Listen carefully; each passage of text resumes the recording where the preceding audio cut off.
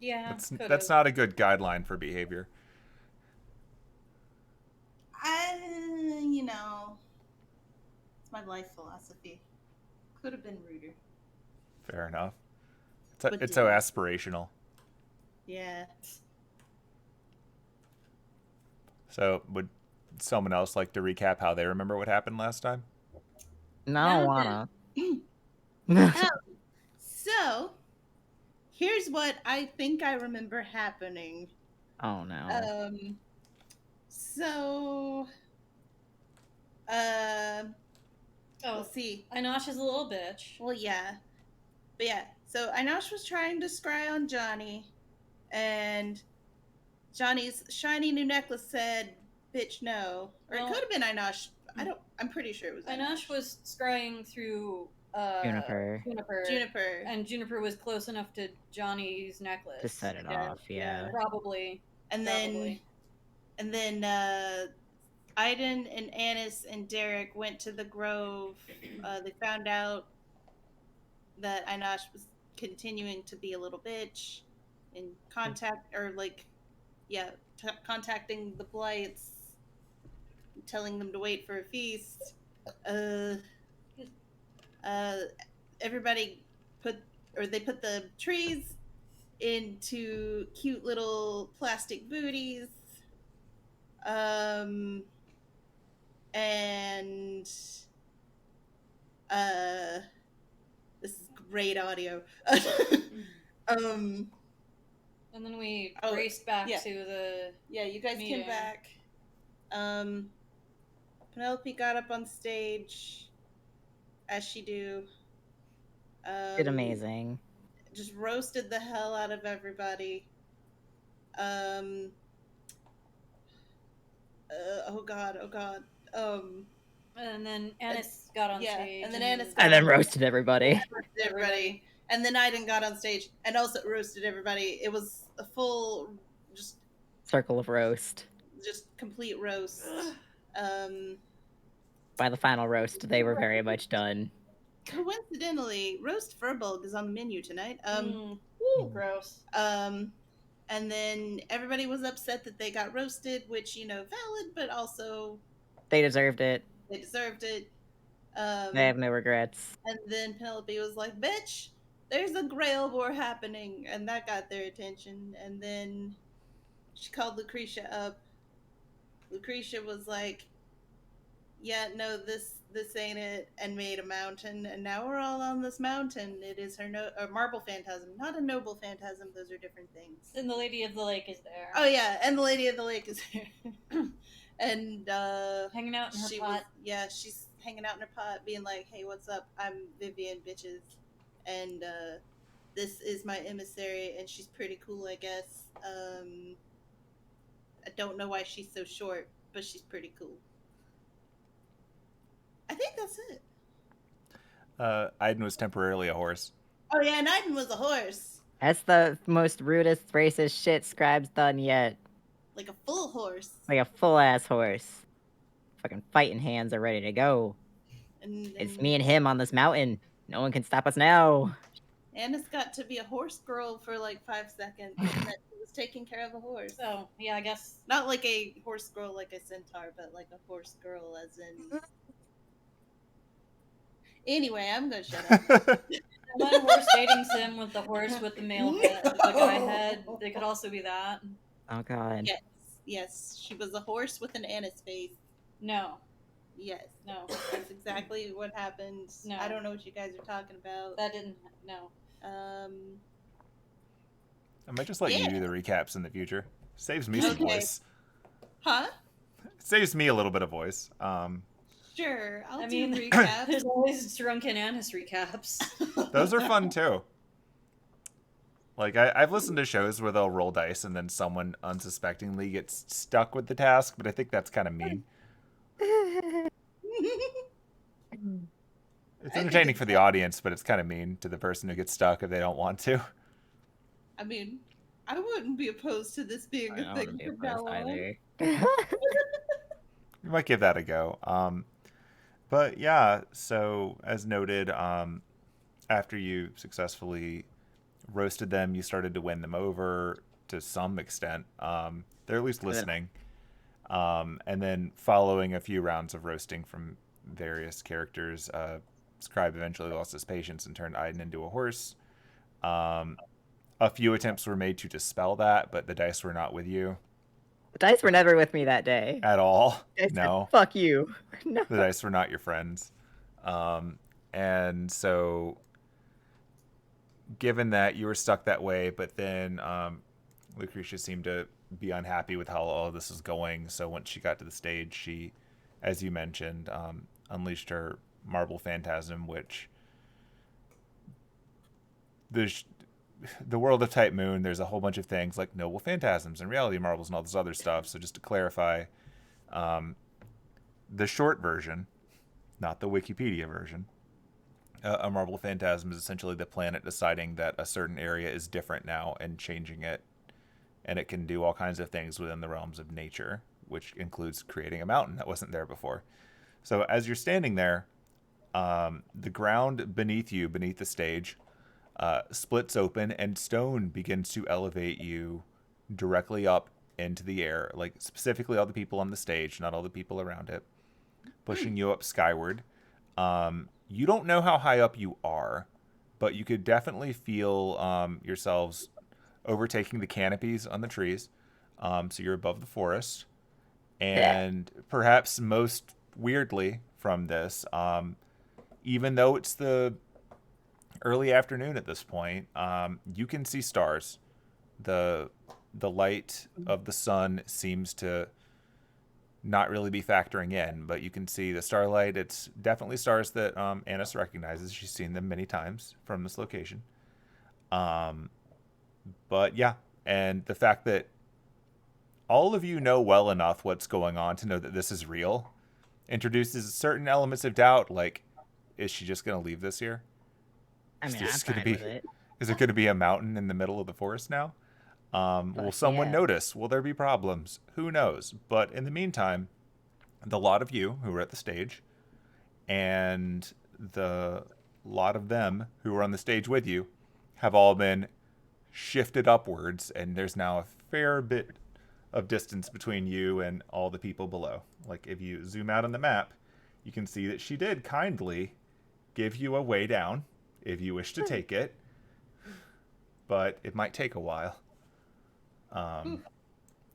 She seems to be here for having a conversation that everyone more or less is expected to sit around and listen to. Your other allies who did not go to the stage are presumably down there somewhere. You don't see Johnny or Derek or Hemlock or any of that.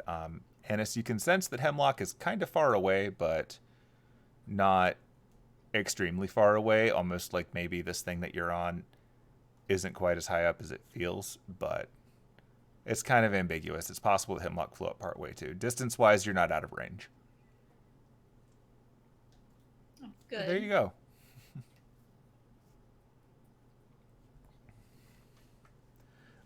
Also, just as a reminder, Aiden stopped being a horse about the time that this started happening, and the various druids started to essentially reach down and grab the ground so that they don't fall over, which was sufficiently distracting to break the concentration of the one who transformed you.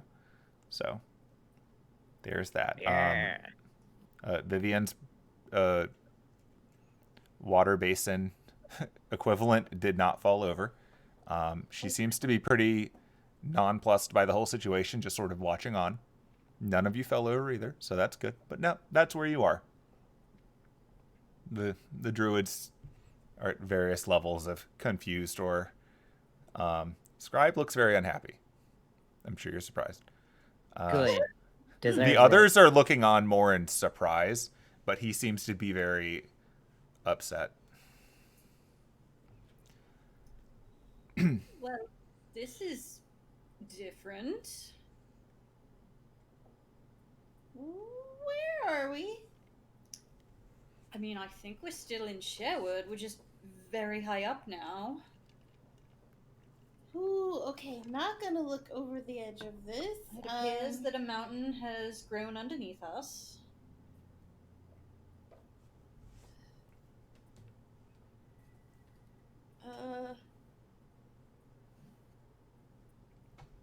It seemed appropriate given the grandeur of the moment.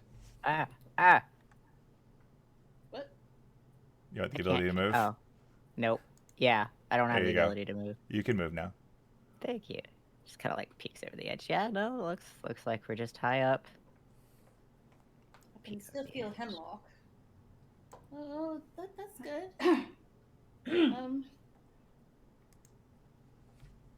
Oh, jeez. Are you scared of heights, Penelope? A little bit. Here.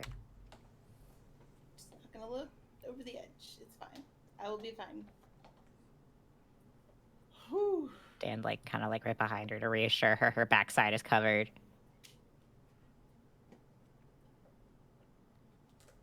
Penelope's just gonna like pat Aiden on the horse shoulder.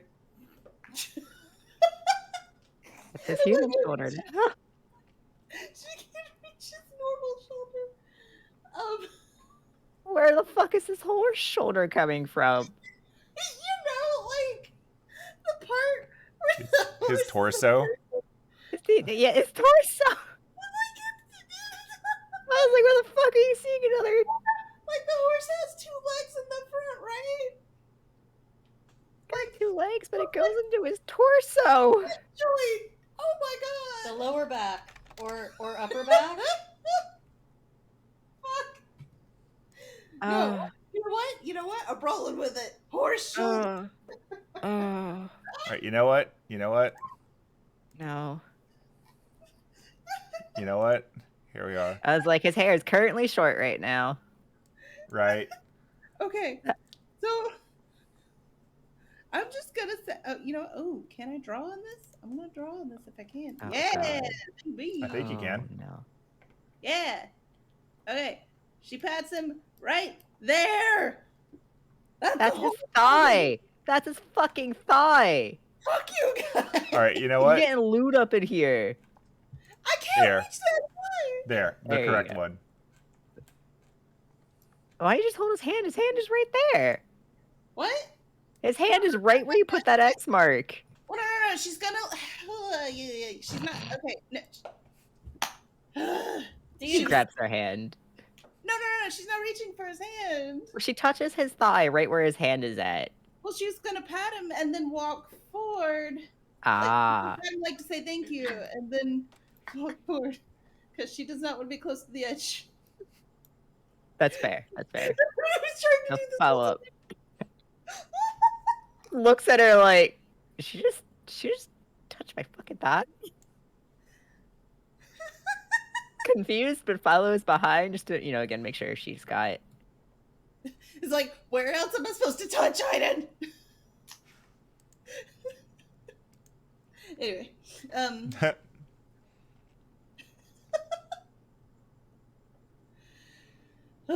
oh wait, no, she's gonna bring the lady with her. The lady has no choice. I mean, she's entertained by a lot of those.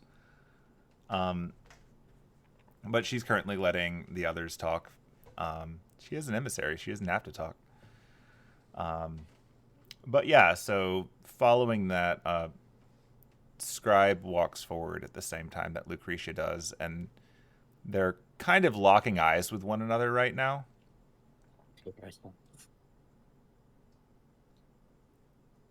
Change it back. No, not yet. I've got to check something first. And she leans in much closer and looks directly into his eyes. And then she tilts her head a little bit, like she sees something at an angle that doesn't make a lot of sense to her. Now, who did that to you? Oh. Who did what?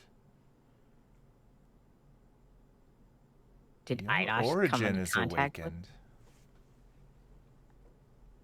what? She said that his origin has been awakened. Awakened. Yeah.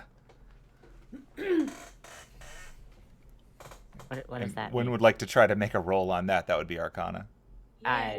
You know what? It's like Let's. I hypothetically should know what that means, but my brain. Oh no. Oh, oh. You're Hey. Can re-rolling. we watch my Arcana do like that nat 20 bullshit again? Because I'd be so mad. Like that? Fucking get it! Like that? Every time, it's the Yeah. shit that I'm not into. Look, it's really important that you get your 19s on your -1.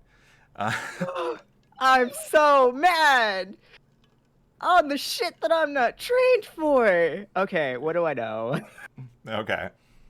Oh. So What have I overheard? My elder. What have I heard Kilfax? well, what you understand is that on a strangely metaphysical level, you know this. Everything that exists, everything that's alive, everything that's sentient, comes from the root, which you heard about in that classroom session. Oh, this class is teaching me many things. Yeah, you're learning a lot. I fucking retained everything. And so there's a theory that's backed by a lot of modern magecraft and even classic magecraft and other philosophies as well, that when like your existence is ultimately just a very small piece of the root, like the source, all of existence and knowledge and all that, and that you exist based on some concept, and that throughout your life the concept that you correspond to slowly pushes you in a direction, and whichever direction it's pushing you in will ultimately influence the choices that you make, the decisions that you go with. Like, you still have free will. Yeah. But, you know, when you're making a coin flip level decision, it's going to skew you in one direction or another. What part of the root does nothing? Well, so, but also, and this is where your nat 20 comes in, because this is the more obscure stuff. There are instances that you've probably heard about in stories, possibly in legends even, of people who have actually discovered what their own origin is. Like, actually know it, not just like have guesses based on their interests or whatever, but like straight up, they've gotten some special insight into what their function in existence is. And once you're aware of it, which they refer to as being awakened to your origin, it starts to take over everything that you do. It becomes pretty obsessive, even. Yeah. But I mean, that also, makes sense. Yeah, as you become more aware of it, the world around you and your interaction with it skews to help you fulfill that purpose. Okay. Some people theorize that this might be where mystic eyes come from. Oh. If you're looking for the more broad, like actual type moon, this is one of the key plot points of Garden of Sinners. Is the idea of origins and things like that. If you're thinking more in the world of like fate, like the examples there, just for meta, Kiritsugu from Fate Zero has the origin of like binding and separating, or some translation there too. And that's why, yeah, that's why his when his origin gets imbued in bullets and he shoots people, it takes apart their magic circuits and then puts them back together wrong in a way that they can never heal again. Oh. Okay, yeah, because my next question was gonna be like how many ways is this generally, like the origins, like broken into like good and evil, or like legitimate like concepts like of all sorts of things. It's all sorts of things. Like, they're not strictly you are fundamentally good or evil or anything like that. Like in Fate Stay Night, Shiro's origin is sword. Mm-hmm. It just I remember is that. sword. Okay. The concept of sword. Okay, I know what you're talking about now. Yeah. Okay. So anyway, if she's saying that he is awakened to his origin, that Oh. would mean to you that whatever his function in this metaphysical existence is, it has taken over his entire life and would actually to you explain he's some getting of in his the way. behavior. Yeah, it Like, explains why he's getting in the way and not doing shit. I mean, you don't know what it is, but it could range Oh. from maybe obstruction, maybe Yeah. it's like abstinence, abstaining from doing things. It might be some twisted form of like non-interference, but whatever it is, it would actually explain how he could sit around at home while And be fine with everything things, is yeah. getting wrecked and yet still very passionately speak about how important it is not to change anything. And also didn't just why say- he would freak out when you suddenly build a giant mountain under his feet in the middle of a place that's largely unchanging for 1,000 years. Yeah. So that's what you pieced together. Oh, yeah, because one of his things could just be constants and something that's, been altered. It's just in general, he's Yeah. not fine with. Now, mind you, that's not fundamentally good or evil, but it No, would but it gets him a absolutely fucking way. influence his behavior. Points And his so finger. that's- He's like, ah! Just-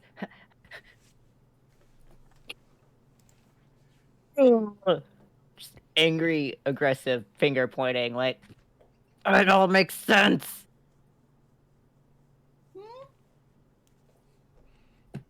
Yeah, unfortunately, This- Annis and Penelope did not make that connection.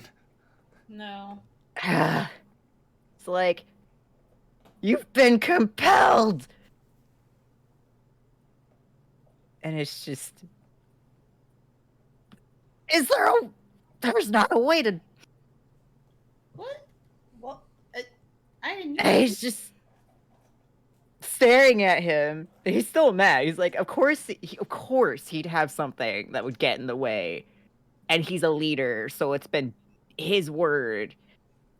It just makes him madder. He's just sitting there just like, Lucretia, I'm gonna need a moment. Is Aiden okay? I have no idea what's going on. I don't either. She's continuing to stare into his eyes at that slightly off angle. That's definitely what's happened. Unfortunately, to answer his question, no, there's no curing it because it's knowledge. Yeah. So,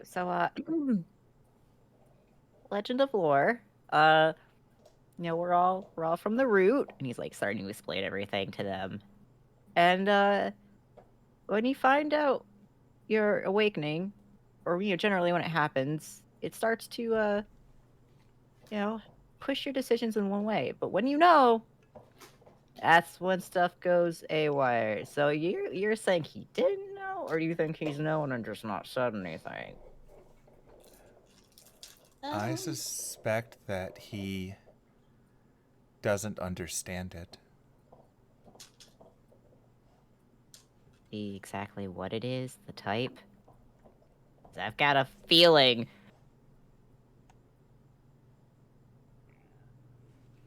Sorry, I'm he not he sure just what you're knows. getting on about, but you're gonna need to put this mountain away. No. I like this mountain, actually. This mountain's been great information help. And also, it means that, you've got to sit here and talk with us. The other four are just watching all of this play out, sort of quietly, like eyeballs going back and forth between the people talking. Also getting a little bit further away from him. Is there a way, like, that with his knowledge, that he somehow fucking got that class? Is there a way to tell what kind it is? Like, to look in and see the origin itself? Or is it just vague that you have it? So there are people that can determine it, but usually it's done over the course of almost like a character study. Like, you have to really follow the person to narrow it down, because, like, as you've noticed here, there's a bunch of things that it could be that would explain this, Yeah. It's Like they're almost all like kind of in the constantly same. testing to find out what he would do in certain circumstances and where the exceptions are. So it's a little weird because also it's not like it's a literal word. It's more of a No. conceptual Like thing. an So idea, yeah. harnessing that's a little more complicated. Like the words are shorthand because they needed to sell an anime. That's fair. It's just kind of like it's like from everything that's gone on so far that they've seen, it definitely falls in the like him not doing certain things. Yeah, like in Just like thinking back on it now, I'm not gonna make you roll on it because you got your it's like I nat broke the 20. homie's door, and it But took. like he was willing to help unstatue someone, Yeah. and he was willing to like Like permit he, you visiting until you started to call him out on stuff. it's conflict is what it seems like. Like healing isn't a conflict, but anytime there's conflict, it seems that he is resolute and not doing anything. Is what Iden's starting to like kind of pick up on. I wasn't sure if an insight check would like help kind of get him closer to the concept with all the things that have happened. If it's something that you want to explore, you'll have to spend more time with him and do several insight checks. But it's a possibility. Or talk to someone who's spent a lot of time with him and do a character study. Like there are plenty of people here who have known him for a long time. You could probably interview people and get a sense of that. He might be doing that later. But in the meantime, Lucretia's staring him in the eyes again, and he's getting more visibly uncomfortable the longer this is going on, but he's not trying to do anything to stop it.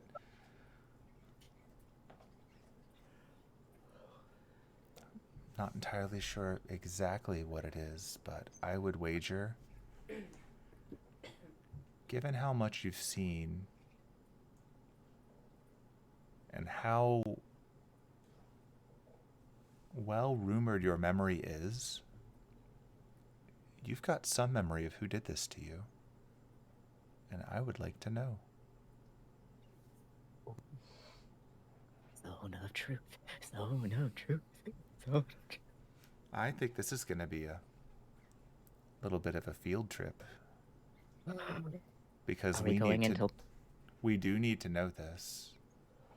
And more to the point, this presents an opportunity that can potentially help us with our Grail War situation. So I trust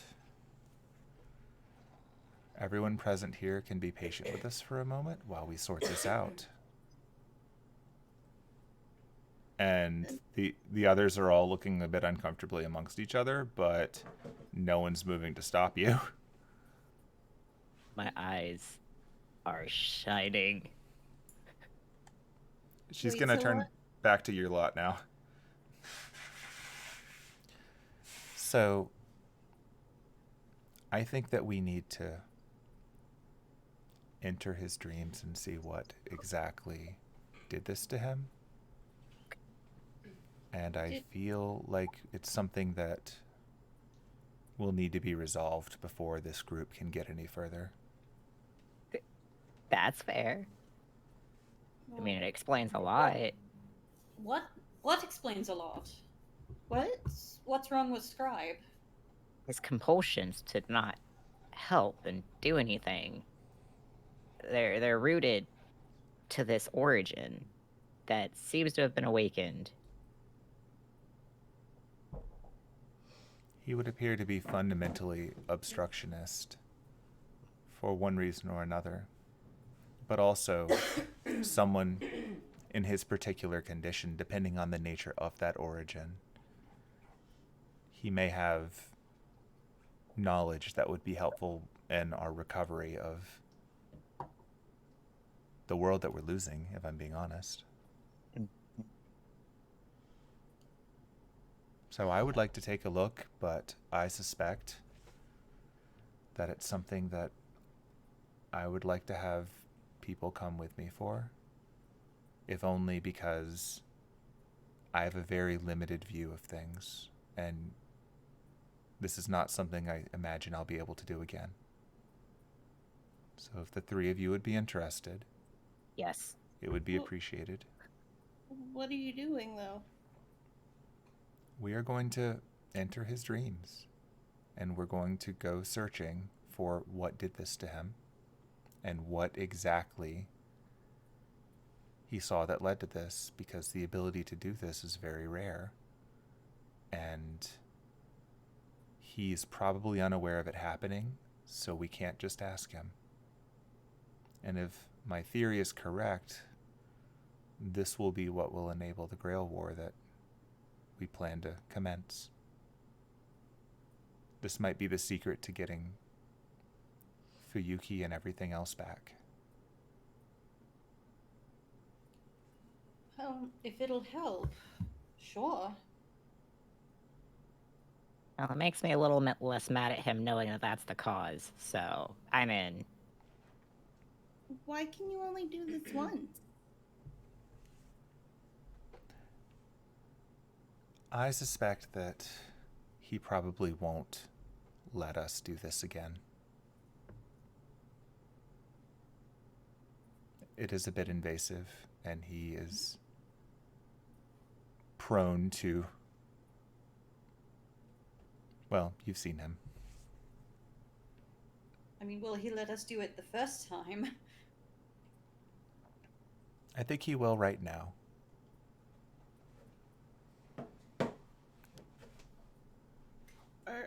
If we do this, are we gonna be in danger, or? I don't believe so. We should be safe. The worst that we're likely to encounter would possibly be a nightmare. What do you mean by that? We're entering a dream. But could that actually hurt us, or? No more than a normal nightmare could hurt you. You'll probably just wake up. I don't know that I like that probably, but If it means finding answers, I'm in. I mean, I'm in. There are a number of talented healers here. I'm certain that if anything goes unexpected, they should be able to help.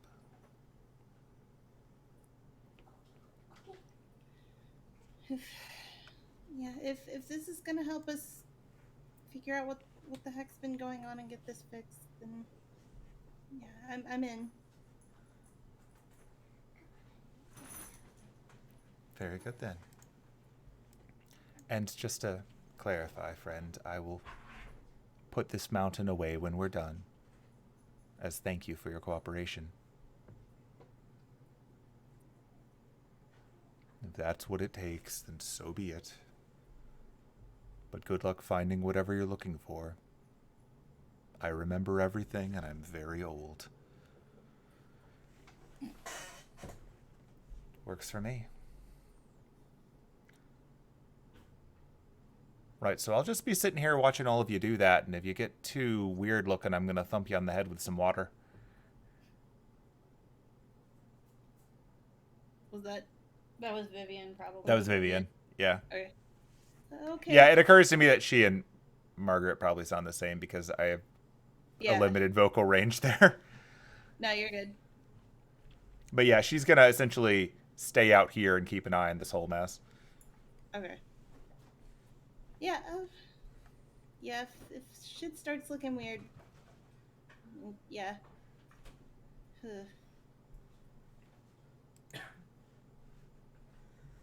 Okay.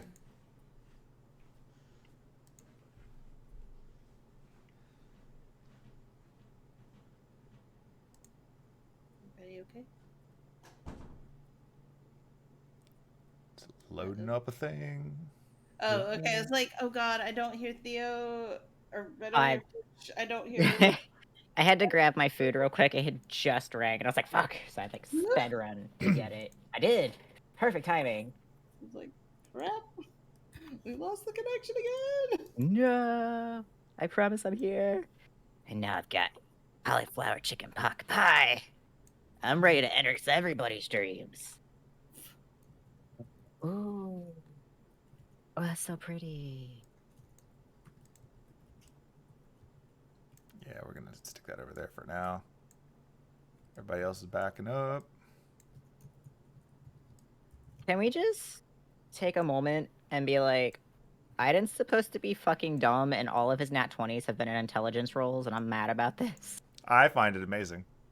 I might need to somehow spec him into this and be like, I need to go back to fucking Sir El-Melloi III, or third or second. Fuck. The second. Second. Yeah, And just minimum, be we like, have to send him a thank you card. yeah, I'd be like, Teacher of the fucking Year award. I like to think that if you were to actually go to school, you would be a super genius.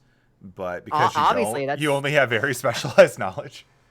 Yeah, and it's just like he's never been to school, so obviously that's his problem. He just didn't have a teacher. Yeah.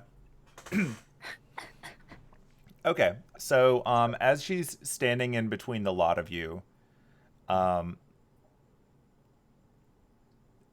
others, like, they back away from where everything is because, as you can see from the on-screen thing, things get pretty dark, but not dark in the like black void sense so much as the area around you becomes a little more dim, but the stars that you can see in the sky around you actually intensify, and you slowly notice that it's like a second globe of the sky immediately around a lot of you, rather than just the big one out there. And as this happens, it's not quite falling asleep. Like, each of you, like, you continue to stand where you are, but you have a bit of an out-of-body experience where you sort of float and you can see yourself, but it's kind of fuzzy. And as you do so, the three of you and Lucretia, who are all doing the same thing, float up a little bit. Scribe stays the same, and then she, like her floating above her body form, waves a hand forward, and sort of Peter Pan style, you feel all of yourselves moving towards Scribe. And you kind of float down and into his forehead as he sits there, kind of like he looks like he's falling asleep. Like, the rest of you are sort of floating above your normal bodies, which look more vacant, but he looks asleep, like he's been put out. And so there you go, into his head. And so, as I'm sure you can imagine, a number of surreal transition effects kick in as you start to go into the mind of a very old furbolg.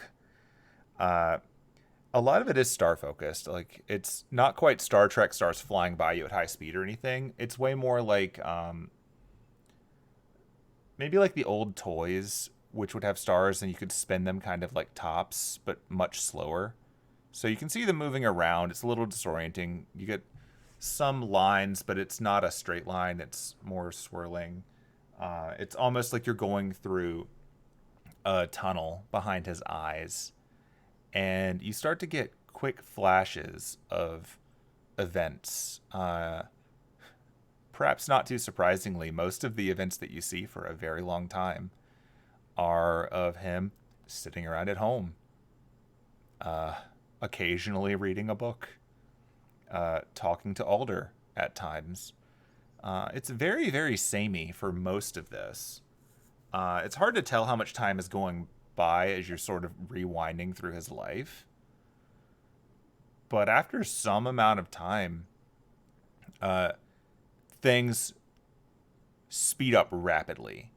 Like, you get the sense that maybe you went too far, because he went from sitting around and doing practically nothing all the time to a much younger, but not younger looking, just younger behaving furbolg who's going on adventures. Like, he's actually going around much older Sherwood. He's interacting with fairies during Arthurian times. He's interacting with centaurs. He's interacting with all kinds of phantasmal species, many of which only, as far as you can tell, exist now in the village that Aiden's from. He's doing stuff. He's very active. Like, in the meta sense, like, you can understand how he made it to a high level because he was actually getting experiences. And it's like he just stopped one day and settled in. And as this is going, you can hear Lucretia's voice in the back of your head. I think we found the area where it happened. So I'm going to try to focus him there now. Just as a general warning, this is going to be a bit abstract, so don't freak out. And now we're going to drag you onto a different map. Ah. That's okay. You mentioned like Aiden's area, and he's just like zoning in, especially when the other centaurs were there. Oh, it's gorgeous. Ooh. Oh my Oh, that's so god. cool. Shit. Airships. Brah. You can start dropping your tokens on that map. Because you're going to get a chance to walk around. I'm so excited about this one. Oh my god.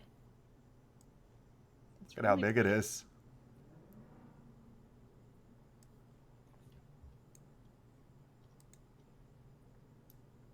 Yeah, so Oh, jeez. So it's a where are big place. Big place. place. Yeah. Yeah, damn. Does that tree look familiar? The tree right there in the middle. Yeah. Do a history check. God. Oh, it's another knowledge. Yep. 11. I didn't roll an at 20 this time. Get some mileage there, aren't you, Penelope? Oh wait, guidance. A little late for that one. Oh, it's Yeah, I know. Oh, that's impressive. ew. Wow. That's impressive. Whoa. You're just not from this area, Penelope, okay? Yeah, you don't remember that. Damn. That is funny though. Oh So my yeah, God. you find yourself in a very strange and surreal landscape. You're still floating in a world of stars, but you don't know that this is necessarily in space so much as just the edge of where this memory is. You see ships, you see a ship, you see a boat, you see water. In the midst of this water, you can see a tree that has a number of strange blue lights glowing on it. And there's something familiar about it for Aiden, but you can't place it. But you have a feeling that this is going to sit in the back of your mind for a while. And if you ever see what you're thinking of, it'll be pretty obvious to you. Yeah, well, I'm just like, he's trying to match if like the river, like the way that it's shaped, like the tree itself, if there's something in his area that resembles this, but maybe like is aged out, isn't as magical, obviously. Mm-hmm. Yeah. He's about- It feels familiar to you. Annis, it feels familiar to you as well, but you're similarly having trouble placing it. But yeah, in this place, I'm going to do more description than dragging you around on it, so feel free to... I'm going to unlock the map so you can run around if you feel like it. It's an abstract place. You'll find that as you're moving around, it does have a sense of gravity, but you don't feel like you're going to fall off the edge unless you, for some reason, push it. And Water it looks continues to like- flow infinitely from above, and it continues to flow onward over the edges at the south. Sorry, you were saying something? Is Lucretia gonna be in here, or is like it's just us in here and she's outside? It's just the three of you for right now. I guess he's gonna test if she can hear us. He's like, Lucretia? He just kind of calls out to her. I'm holding the memory where it is right now, so that you can take a look around. Okay. I am here, quick but I'm not walking with you necessarily. Gotcha. Quick question. The way that this works, do we just kind of like, is this solid to us? Will we phase through things? Like, can we interact with it, or is it we're just watching? You can interact, but you'll probably find that things are, especially in this spirit origin, a bit stubborn. I would not be surprised if you couldn't actually drink the water. Okay. Thank you. That said, now that you're thinking about it, you're not here in your physical bodies, but what you can feel is a very clean source of mana. Like the world around you feels more fantastical, more magical. And since you're not in your physical body, it's not like you have to channel it. You just feel like if you were to cast spells or something, they would just work. It's very different from how you normally feel. It is a surreal and possibly magical place. I'm feeling great. So much magic. Yeah. Also, if you had any injuries before, like you don't feel them right now. You feel perfectly great.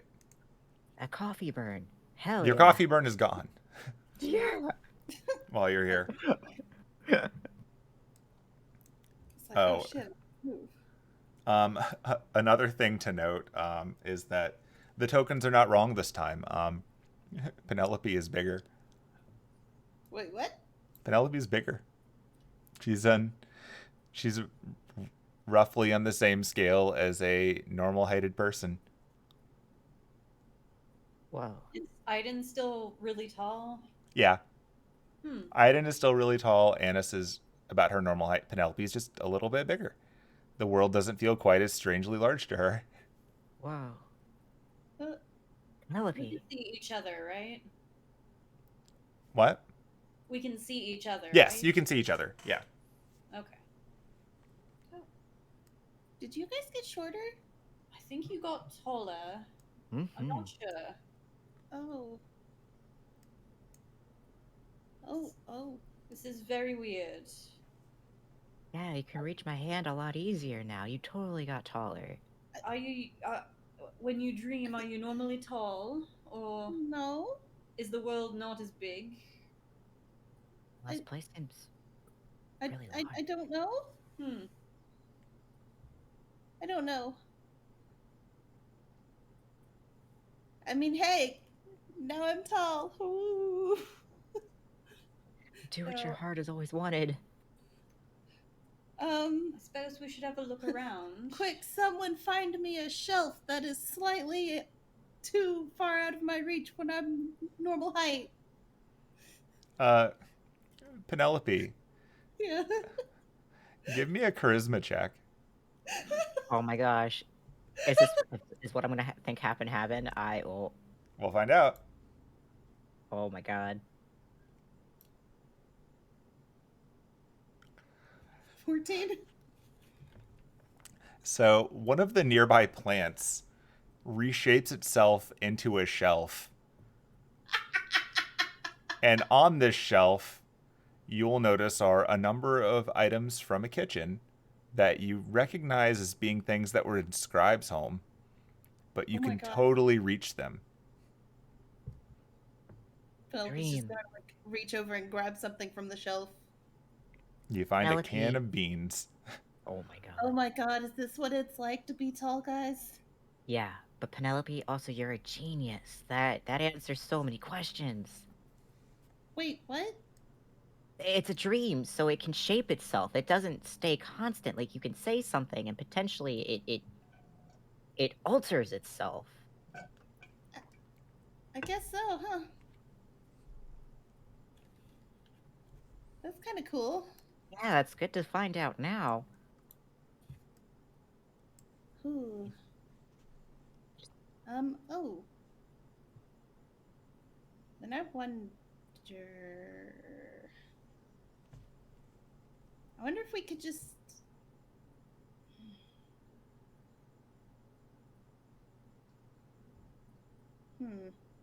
Say, do you want to stay together or kind of split apart looking really quick? Split the border! I mean, I mean, I'm Yeah, over here, Annis is already like zoomed off. getting a closer. Do we- trying to get a closer look at the Yeah, tree. let's split up. That we'll be able to cover more ground that way, I guess. I'm gonna try something over here. Okay. We'll do Annis's I'm thing gonna- first because she got there first, Yeah. and then we'll do yours. Yeah, absolutely. So, yeah. what is Annis doing? Annis is going to inspect the water first, just see if it's normal water or there's Yeah, you do a anything nature check. Nature? Okay. Yep.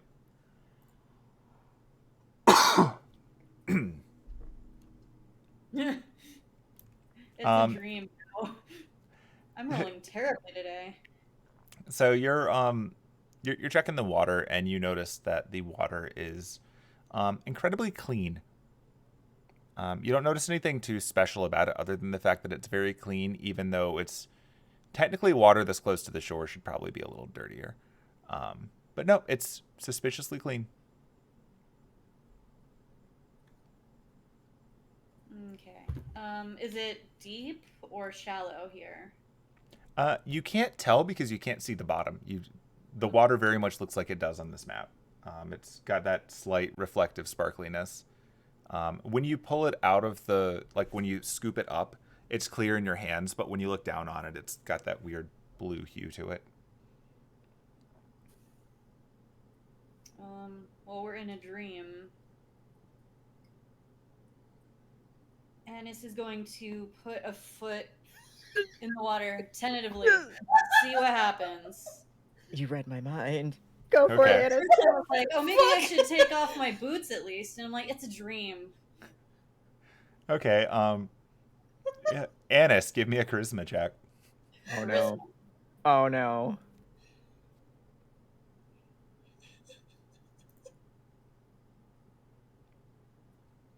Oh, my worst ability. Oh no. 14? Yeah. Okay. Yeah, you can walk on water. Oh. She's just gonna tap the surface of the water with her foot. Yeah, it pushes back. That's so cool. I can walk on water here. Maybe Well, it's that the has- water. It's probably the water. I can't normally do that. So Annis is gonna walk across to the tree. Yeah. She has no trouble doing that. Annis, you answered my question. You're so cool. Yeah, and now that she's closer to the tree, she's gonna do another nature check. Try to figure out what the tree's deal is. Yeah. Sure. Hang on. Guidance. Hang on. Can I do guidance? Let me click. Give me my actions. Ah! Fantasy Ground says no. Is it not letting you? It's being very weird. Okay. Okay. Oh, guidance is a cantrip. Yeah. It's been long enough. I couldn't remember. Okay. A D4. Cool. So a nature check with guidance. So a 10, 13, 16. So 16. Okay. Looking at this tree, you can tell that one, it's a very strong tree. It's very strong. It gives you the feeling of a very old tree. It seems to be, as you can tell from the art, it does have that blue luminescence to it, similar to the water, similar to a lot of the stars above. Actually, like this blue seems to be a recurring motif for the area. And as you're checking it, you notice that this is a familiar tree. It's not one that you would find in most herbology type things, because this is not a tree that exists outside of essentially bounded fields that can support them. This tree reminds you, in a very strange way, of the trees that are grown by the seeds of Einosh, but without all the necrotic energy, without all the corruption. You feel like this is maybe what they would look like if they were healthy and not just feeding on the world. Tree of life. Huh. Like, you've seen similar elements to this tree from the one that was chopped up back in Germany, which you had plenty of time to look at during your stay there. Like, you've seen a lot of the structure to it and things, and you kind of get the vibe that if something like this is maybe what Clover thought he was getting. Hmm.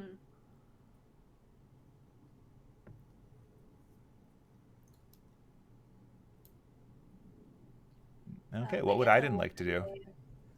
guess I'll relay that to the party. How far away, like, how far away is Penelope? Like, am I gonna have to shout or? One thing that you've noticed as you've been exploring here is that no matter where you are when you say things, they seem to carry over to the group. Like all of you have heard everything that each other have said. Sound seems to travel a bit differently here. Just gonna hop back across. So that tree, I think I know what it is. It's sort of like if one of the trees of Einash wasn't evil. So, the Tree of Life. Yeah, I suppose. Or a tree of life, at least. Do you think there's a way to uncorrupt the roots so we get trees like this again? I don't know. I don't know about that. I almost wonder. Maybe what corrupted the trees is what Corrupted. were Oh, messed with Scribe. maybe. Maybe Yeah. so.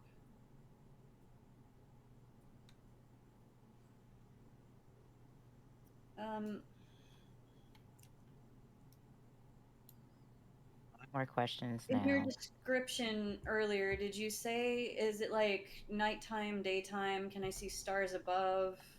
Here you can see stars above. Do, do like they look it. familiar? I'm not going to make you roll a history check on it. Just I'm going to tell you that looking at the stars above, they're familiar, but they're not in places where you're used to seeing them. Gotcha. So I wouldn't be able to tell where this is based on the stars. Not right now. You would probably have to find some star charts from 1,000 years ago and cross-reference it. Like a lot of stars are not wandering, but enough time has passed that it actually matters a little bit. Yeah.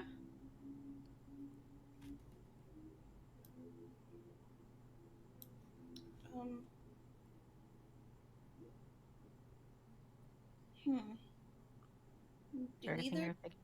I was about to say you're both from Sherwood. Do either of you recognize this place at all, or is that a roll I can make? You can try to do a history check for both of you. I'll guidance. Yeah, I'll definitely guidance that. 9. That's a good D4. 15. 15. Is a 15 and a 13?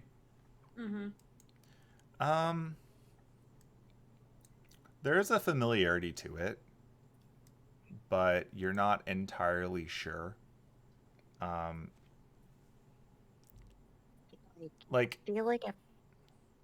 You feel like there's similarities in a lot of the structure of this place, but it doesn't directly one-to-one align with anywhere in particular.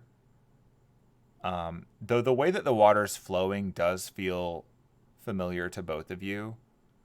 You get the general impression that where you see water coming down from the sky above you is more or less an upstream.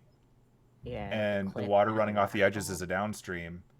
And if you were trying to correspond this to Sherwood,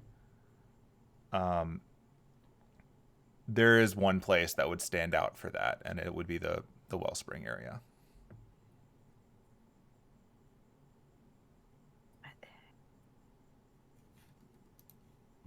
Which, I thought, on the meta level, is apparently where there might be a Drider. Yeah. Oh, yeah. Yeah. Well, if we got to see it in person, potentially we could confirm whether or not this is a gut feeling of the Wellspring, but we got some slight problems there, and it might not be so safe to confirm just yet.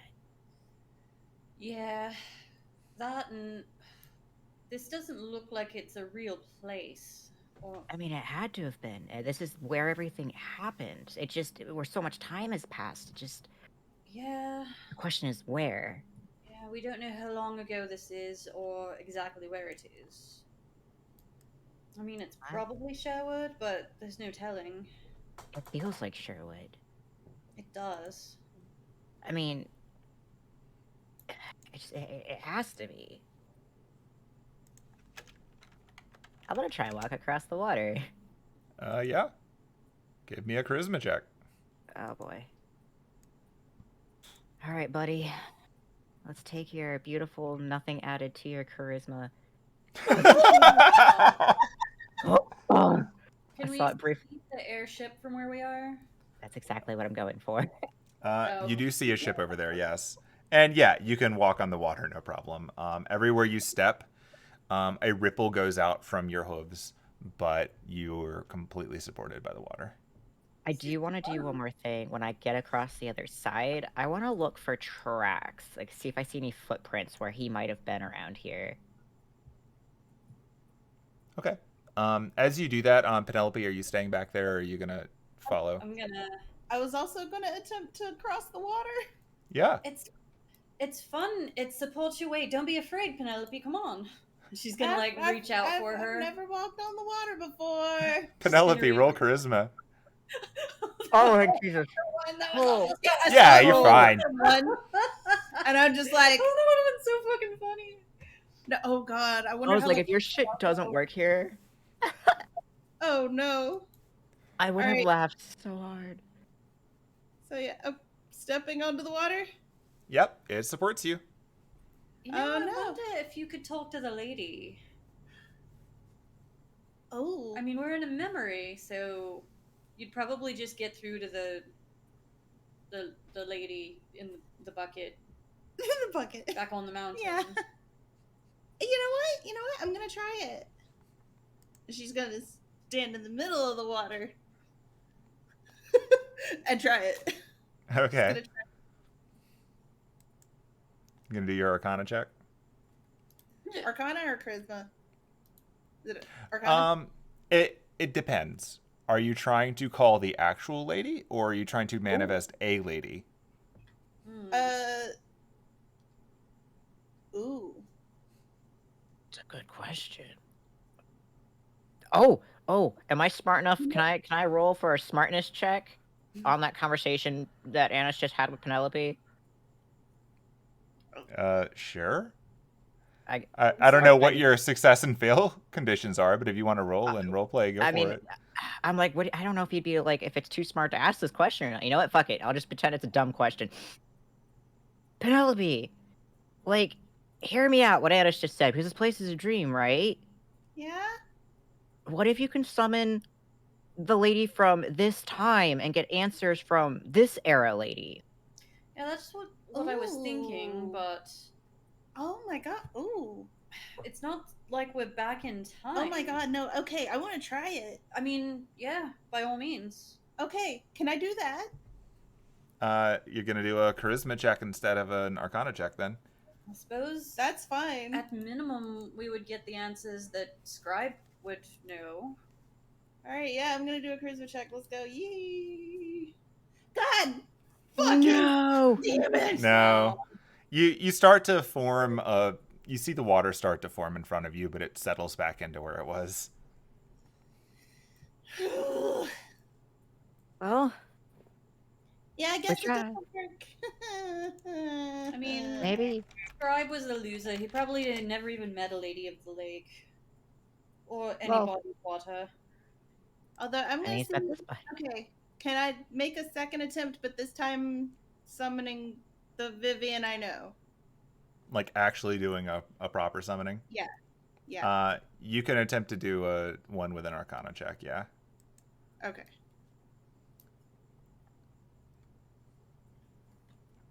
Okay. All right. 1 second.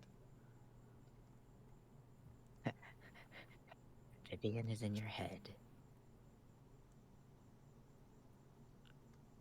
because I need to share a thing.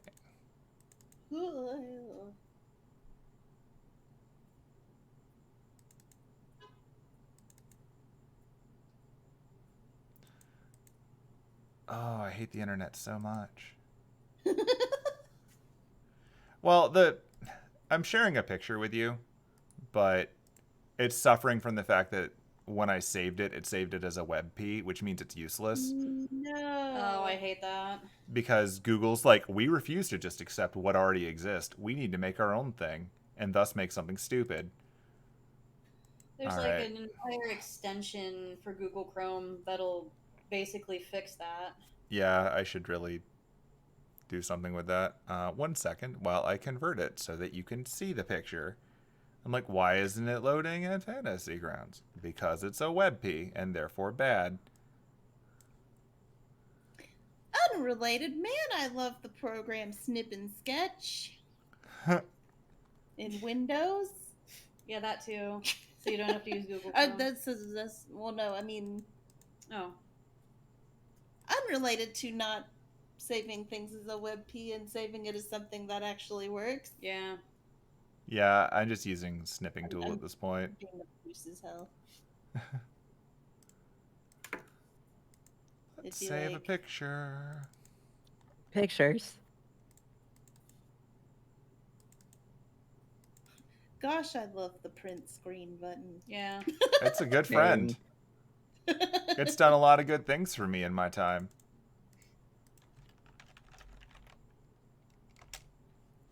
Okay. So here comes your picture now that I've fixed all that nonsense. Yeehaw. So you start to do the ritual that you know. And as you do it, the water in front of you starts to separate again, like it was before. This time, however, you're able to actually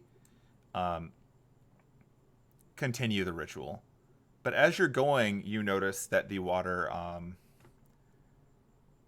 unlike normally when you perform this spell, where you can just get water in this shape, what you get is a bit more solid. This time she's made of ice. Whoa! Oh. Whoa! Oh! Shit! That's. Oh no! This lady comes out of the water in front of you. I don't know if that's the same lady. Does that look like the lady we've seen before? No. The lady you've seen before has always been made of water. But like, is it the same hairstyle or like looking like? Yeah, I was gonna say, bow? how similar does she look to? The outline matches.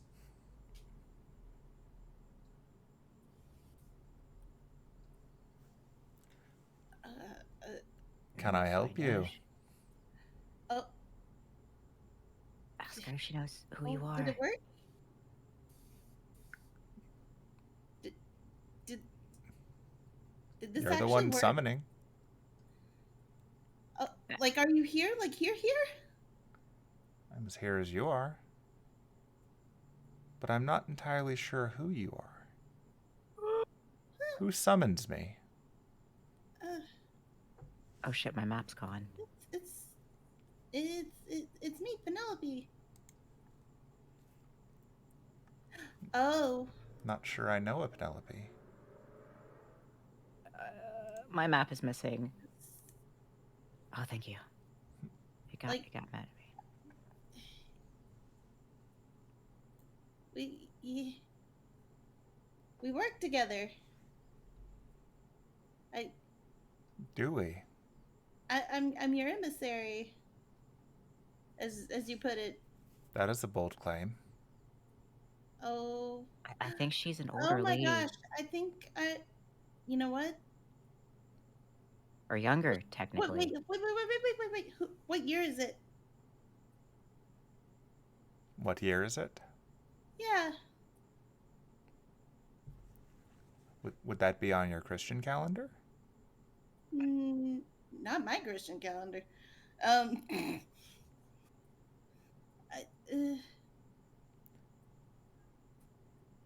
You're going to need to start sharing more information, or you're going to get on the bad side of Morgan Le Fay. Oh, jeez. Is King Arthur alive in this time? Last I checked. That gives And a not time that frame. thing when he's the once and future king that's not technically alive but not technically dead, like alive. Is that a thing that he's going to be? Oh, Right. gosh. We're from the future. Interesting. Wait, so you're not Vivian? Not as such, no. Or Are you one of her emissaries? Who, Vivian? Yes. Yeah. She's going to get quite a laugh that you mixed us up. In my defense, I've never actually seen her face to face like this. I've only seen her through water. She's a bit aloof. She's spends a bit too much time with Merlin, if you ask me. Oh. Who's Merlin? Wait, so are you guys sisters, like actual sisters, or are you, or is this like with Nimue and others? We are many sides of a similar coin.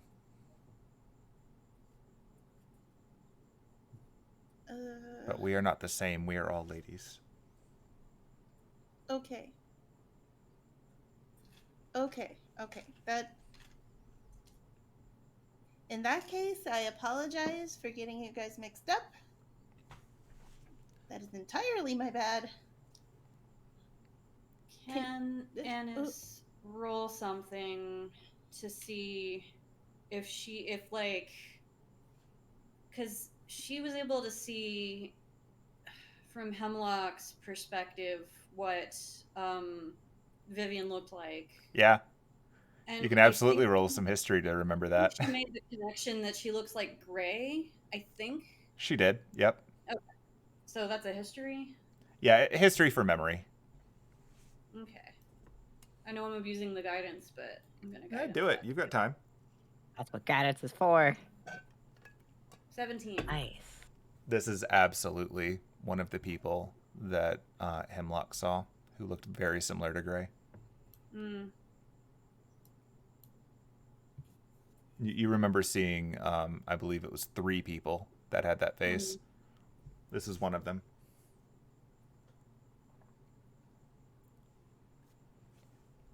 So what exactly were you trying to summon her for? As her emissary, she should be summoning you. I mean, that's usually how we get in touch with each other. Is that a future thing? I mean, I guess. She, like... Interesting to think that one of her emissaries or her companions, she looks around at a lot of you, has achieved the 5th magic. What? Dominion over time. Well... Oh, that wasn't Not us. exactly. We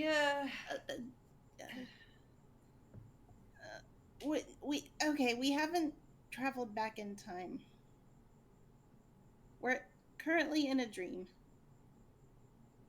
Oh, interesting. So this is a dream. I'm pretty sure. Whose dream is it? Do you know a furbolg named Scribe? Ah. Oh, no. I see. Yes. Quite the hero, isn't he? No. Repeat that sentence. That's the opposite of the scribe, we know, like, something happens to him that makes him the opposite of a hero, not a Really? villain. That's very telling. He's got quite a number of victories under his belt. He doesn't seem to be afraid of anything. Yeah. Like what? Yeah. The scribe we know doesn't do anything.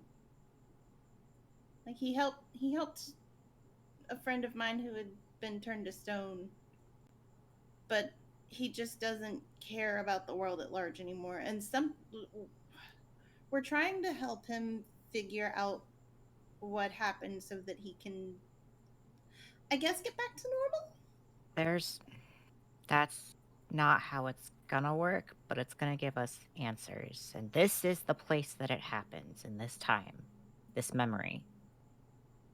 Oh, so this is his eventful day. Well, if you don't mind, I'd like to sit around and watch it myself. I've so rarely seen such a hero fall. Not our place to really tell you what you can and can't do, my lady. You are a lady. You are greatly powerful and can do what you need to do. And as she says this, she waves her staff, and the water under her, because she's also obviously on water, lifts up into a throne, and she sits on it, just floating casually, watching as things play out. Go back towards this way. So as you're going that way, you can see someone getting off the boat. Oh. Well, I guess I'm not going to do that. Is there something you'd like to do before we advance? I was just going to ask her if she knows where Vivian is right now. Oh, yeah, you can do that. Yeah. Like I said, I'd wager that she's probably off cavorting with Merlin again. Personally, I think she leads the guy on, but her craft is getting better by the day, so perhaps she's getting what she wants out of it. Do you, like, where would they be, though? At this point,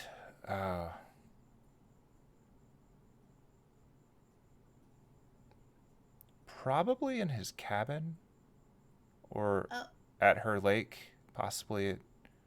They move around a bit. They don't like to be spied upon. Where's her lake? Well, all lakes are her lake, if you listen to her.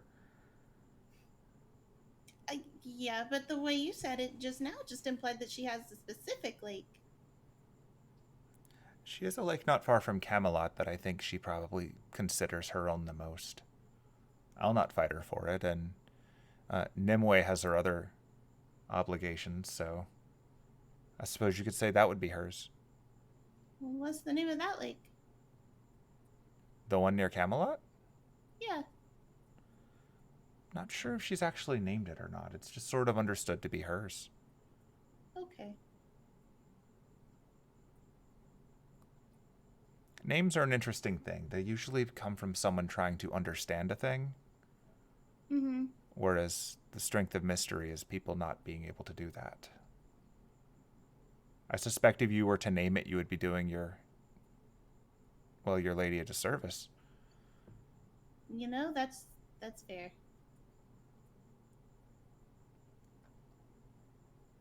That said, so long as Camelot stands, you'll not have any trouble finding it. Oh dear. Oh dear? I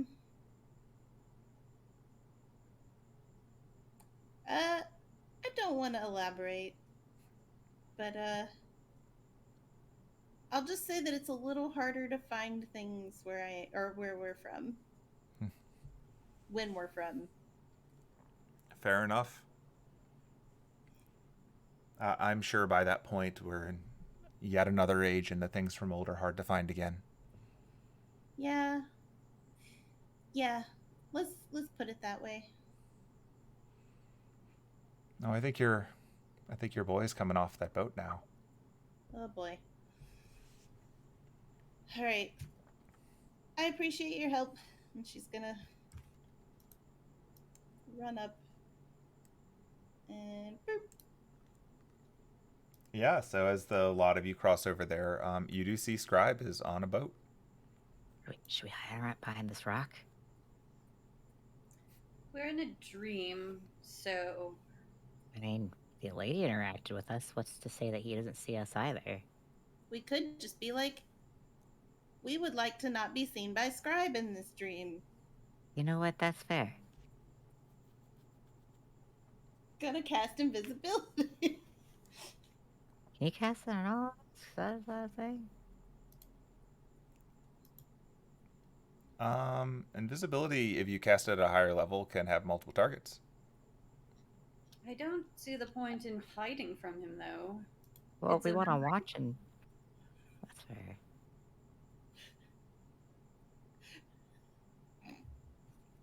Is this a bush right here? That? Yeah, it's bushes on the edge of the cliff. Yeah, you could climb into those bushes if you want to go true Gilligan's Island with it.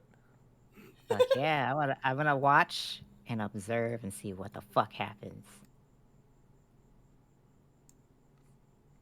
All right. As you step into the plants, you have no trouble moving between them. They seem to part as you get close to them to give you room. Join us, Annis. Annis is not moving. Fair enough.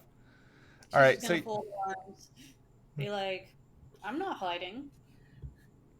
I'm not gonna hide, but I'm gonna change up my looks a little bit. I want full observation. I want to make sure nothing gets interrupted.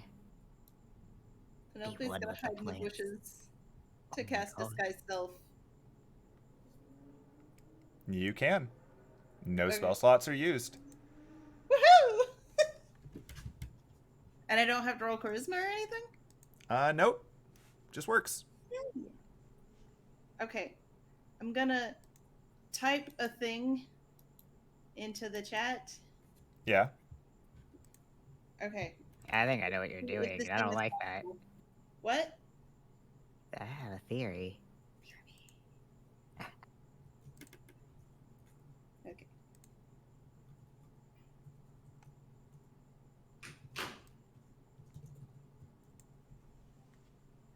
Oh, I don't like that hue you just put in the chat. I don't know what you think I'm doing. I have no idea what you think I'm doing. I don't like your halfling speaking there. And you know what? Sharing secrets.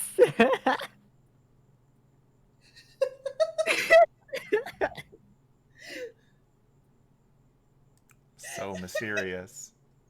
Ooh.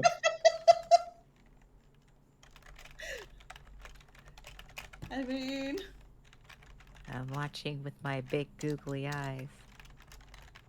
I didn't stop watching. This is embarrassing. My brand. I'm not watching you, I'm watching Scribe.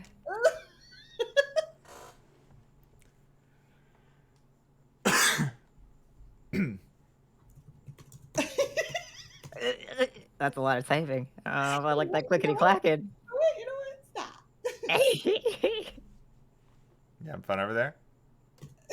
Yeah.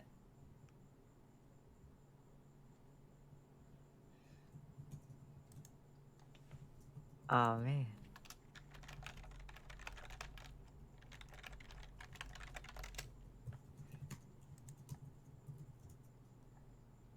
Okay. Can I wish to be invisible in this world? You can, if you wish to do a charisma check. Fuck it, I'm gonna do it. I You want to could get closer to probably, like, wish to be like a human or something. I want to be invisible so I can creep at utmost, like, close distance. Eh. Eh.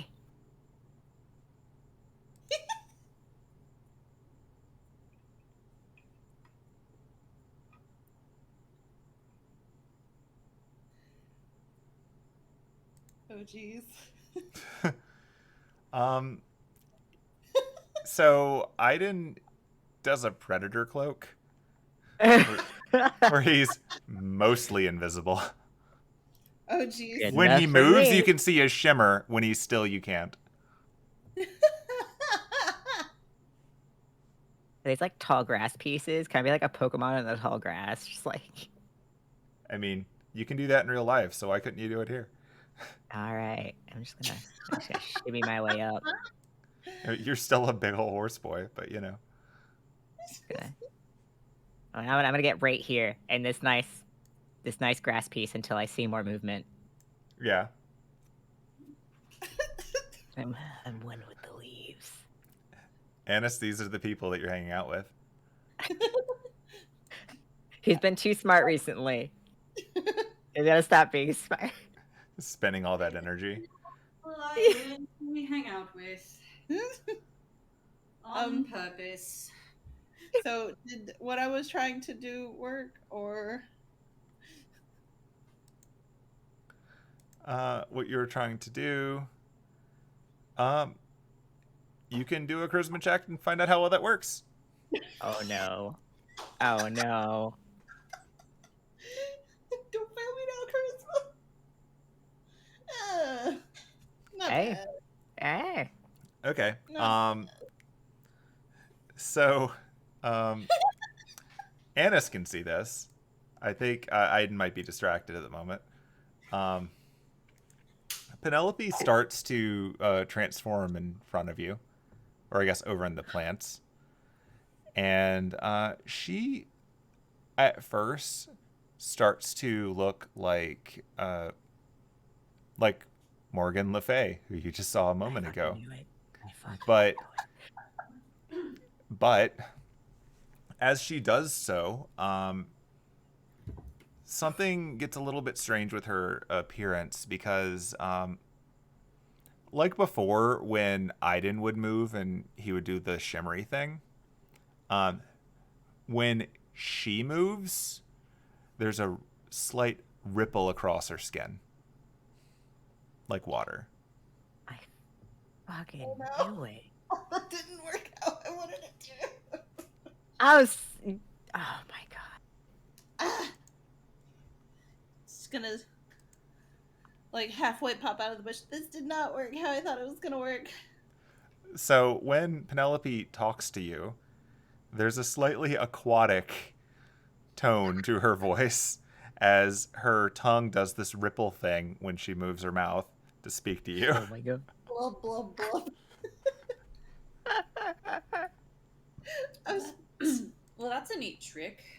I was trying to come up with a good disguise and it didn't work. Now I'm just this weird like. Yeah, I fucked it up. It's okay. This is a dream. It'll end. I'm just gonna watch Scribe from here. I mean, nothing that we say or do is going to change anything. It's not like us stopping whatever happens here is going to actually change Scribe at all. It's just a memory. You know what? That's fair. The only reason, and I guess, can he whisper to them specifically?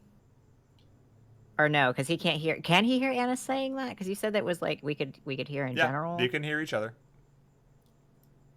He's gonna whisper back to her. The only reason that I'm concerned is because when she summoned the lady,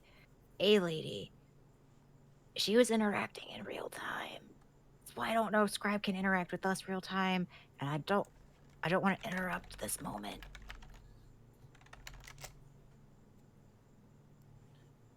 And it's just shrugs. And he just goes back to watching. Like, Okay. he's just unsure. So as you're watching on, you see Scribe get off this boat, and this is a much more energetic, might be a better word for it. He seems happy. He's hops off the boat. He's tying it off to what passes for a dock over here in the corner. He seems to be actually whistling a tune to himself, and it's pretty cheerful. It seems like he just got back from a bit of an adventure.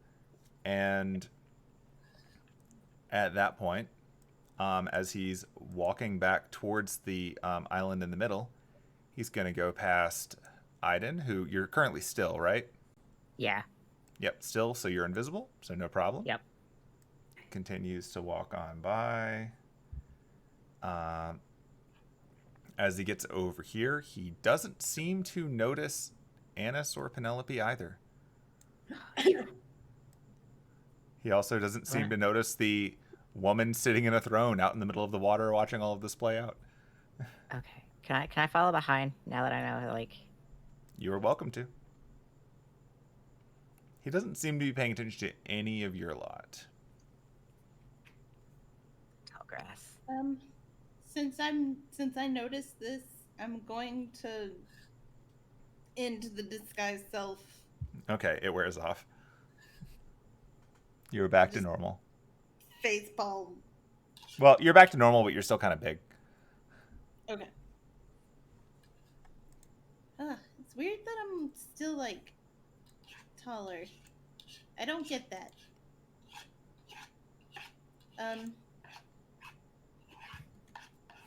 It sounds like someone's murdering something. Sorry. It's all good. It was just funny. I don't think he can hear us or see us regardless, so I say we follow him. See what happens. Yeah. I'll end my invisibility. Once he, like, I got the like, hey, he isn't paying attention. Okay. So I'm following. Okay. So yeah, he's heading over to the big old tree in the middle. Unlike the lot of you, he actually has to jump in and swim. So he's gonna swim over to the tree. Still whistling. He's backstroking. Gets up on the land. Cherry Scribe is weird, Scribe. Scribe turns into a dog and shakes to get all the water off of him, and then turns back into Scribe. Smart. That druid life, you know? And following that, he comes over and he just sort of plops at the bottom of the tree, leans back against it, and pulls out an apple that he starts eating. Seems pretty content. Can I do a perception check to see if I notice anything off? Or not like off, but anything that would potentially be... that might look out of place in where we are? Yeah.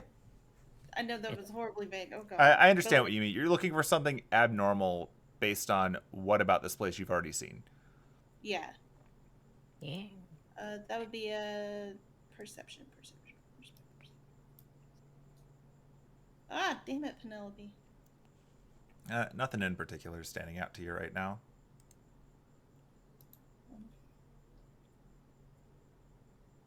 I guess we just need to keep our eyes open and see, like... see what's going on. Yeah. And just watch. It's like the birds might let us know. I mean, if they flap away, something's approaching into this memory. Unless they already know. Whoever it is.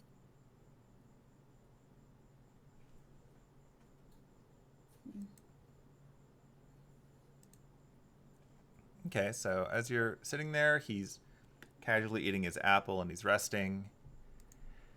And then the birds hop up and fly away. Knew it. Which direction do they fly to? Because I'm going to look in the exact opposite direction. The birds are flying to the, I guess, from map-wise north. They fly up. They fly upstream. Okay. I'm going to... This be investigation, perception. What are you trying to do? Just look around and see what Penelope was trying to do. Just see if anything looks weird or if there's anything new. It would just be a perception right now because you're just looking. Like, if you want to start messing with stuff, it'd be investigation. But if you're just looking, it's perception. Nope. I'll let you Pers- reroll that. Okay. Got a lot of ones today. And then I want a perception just like based Hey. off of. Oh. That is Jesus. your common reroll, isn't it? Yep. Okay. So, good perceptions for both of you. Wow. Okay. So, looking around, what you can see from here is that the birds flew away and you felt a slight tremble through the ground. And you both notice that the tree that he's leaning against is starting to move. Oh, no, I'm. It's not like the branches are reaching down and grabbing him or anything so Tim Burton. No. But the tree itself seems to be falling inward on itself. Like it's like the area under it is gone and it's starting to sink and fall backwards. And Scribe's eyes open wide as he feels this is happening, and he leans forward, a bit more confident than you would have expected. And he turns around and he looks to see the tree sinking inward. And where it does that, it leaves a hole. And he is cautious at first, and then he makes a rose whip and latches it around one of the plants that's nearby, almost as if he's gonna like have it as an extra level of support. And then he leans over and looks into the gap left from where this tree is collapsed on itself. And you can see a look on his face. Well, Aiden can see the look on his face because Aiden's from a good enough angle to see it. He sees something in the hole where this tree collapsed. Oh. I'm walking And- over to look. Yeah. So, what you can see, looking in, since, you know, you're not worried about falling in, there's it's like looking through those like bubble portals that you've seen so far, but inside of it is not the reverse side of the world. It's something else. It's a place, but it's a place that is absolutely ridiculous. You can see a giant tower off in the distance that goes up into the sky, like way past the clouds. You can see a city made of gold. You can see a massive ocean to the side of all of this. And in that ocean is a giant island with an entire city sitting on top of it.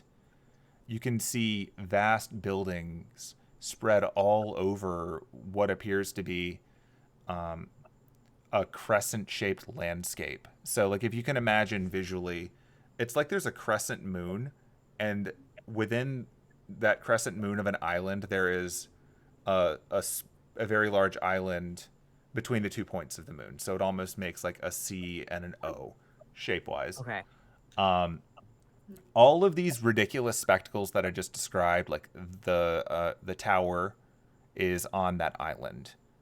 All of the buildings, like the giant golden city and a lot of this other ridiculousness is on the crescent. And the water itself is similar to this blue water. It's splashing against cliffs in some places. Like, there's a number of biomes here. It's a place that would be impossible. This could not exist in a real place, and it seems to have things taken from all over. In fact, you don't even have to roll to notice some of the absurdity of it, because Scribe would not understand this when he saw it. But you can tell that places in here are vastly different architecture.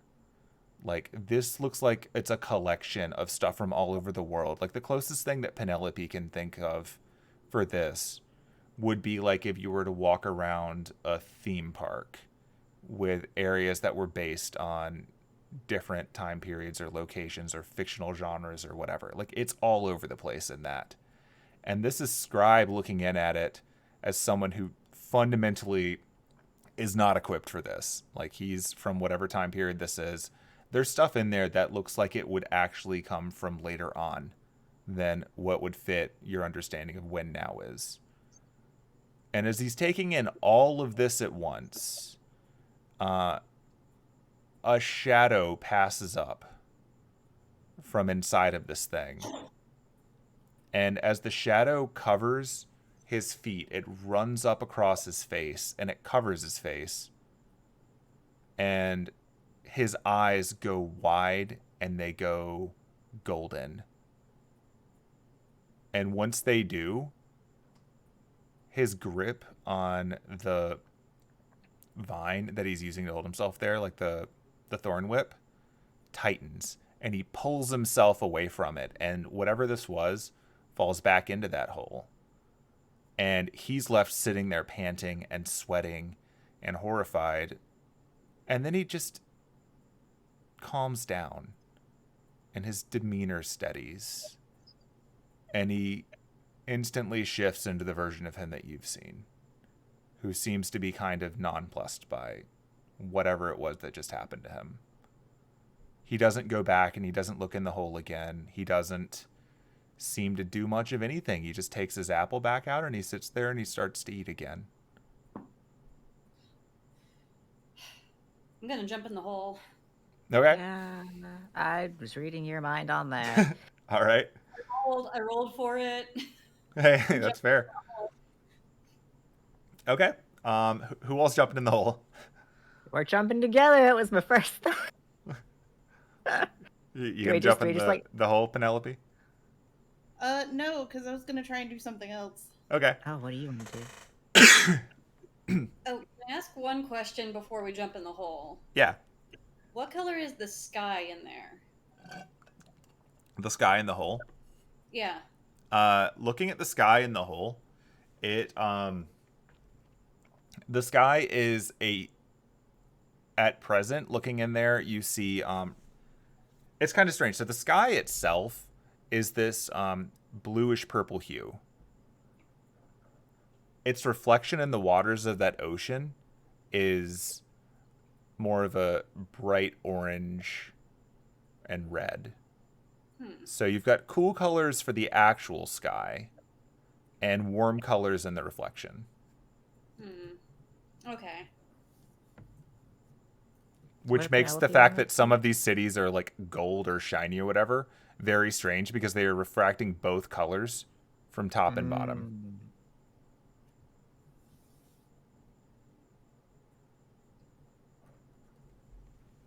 Okay, so we're going to do Penelope's thing first because I have a feeling once we start dealing with jumping in the hole, that's going to take a few minutes. So what is Penelope doing? Penelope is going to see if she can actually like reach out and touch this scribe on the arm and see if she can get him to react at all. Okay. To being there. Give me a charisma check.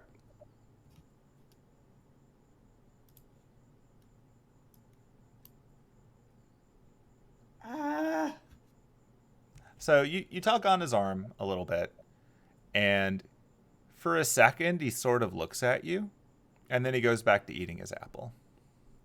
Are you trying to ask him a question, Penelope? Yeah, she's gonna try and tap him on the arm again and be like, Can you hear me? Can you hear me at all? He doesn't seem to be reacting to you. She's gonna see if she can look him in the eyes. Notice anything. Looking him directly in the eyes, you can see that they look a little clouded. They look like you've stared directly into his eyes in the last hour. Yep. And these are the eyes that stared back at you in the present. But when you saw him walking over and when you saw him sitting down to eat his apple and all of that stuff, his eyes were a bit brighter. They were a bit more essentially like present. He looks a bit like absent isn't the quite the right word, but like all of the soft colors of his eyes are more firm now. Like they almost look fake. And this is what he looks like in the present too. I want to try one more thing, and then this is Okay. gonna be the last thing I'm gonna try. Yeah. I want to try and use my mystic eyes on him. Sure. Is that charisma, or do I? It'll be charisma again, but you can add your spellcasting modifier. Okay.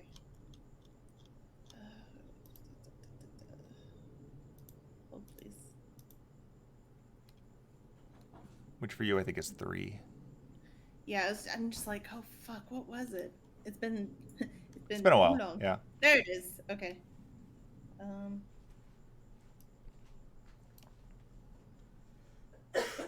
So 19. Okay, and what are you saying to him? I want you to tell me what has happened to you, and if you know who did this to you.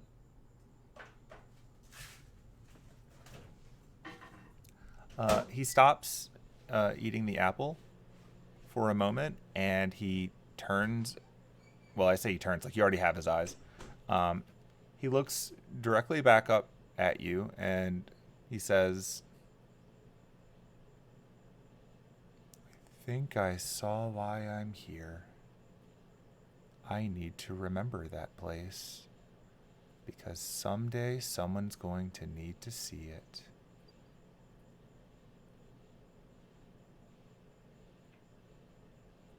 Honestly, he can mean this very moment.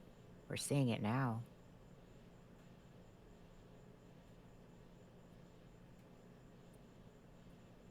That might be why he let us enter his memories. Mm-hmm. Yeah, dreams. Yeah, Annis is going to call out, Lucretia, are you seeing this? I am indeed. He's Do you think we'll be able to? shown if us we go something into that very hole- important. What did I say? Did Aiden or Annis notice anything about what Penelope just did? They wouldn't be able to tell because you were directly locking eyes with him. So Okay, so it just looked like you were being very stern with him. Mm-hmm. Yeah. Okay. Your secret is still safe. God damn it. Yay. I think Annis was asking a question before. If we go into that hole, you know what will happen. We're in a memory, so I assume it's not going to be what, trapped in another dimension with no hope of return. I suspect if you jump into that hole, you'll probably wake up because he doesn't understand what's in there. A place that hasn't been explored. Yeah. But more to the point, it seems like he's shown us how to get there. Really Which is quickly, important. he's gonna run over to where this boat is. Annis is gonna come around. Scribe, where are we? Where is this place? Yeah, that'll do it too. He turns to you. Do a charisma check. Okay. Not my best stat. But I hear Annis though, right? You can hear everything that everyone's saying, yeah. Yeah, okay, yeah, I mean, Nope, that's an 8. He's not responding to you. He's mostly focused on Penelope right now. All right. Morgan Le Fay, do you know where we are right now?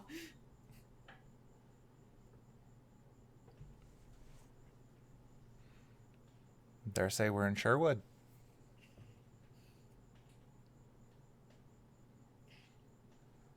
Yeah, all right. I don't... That's good enough.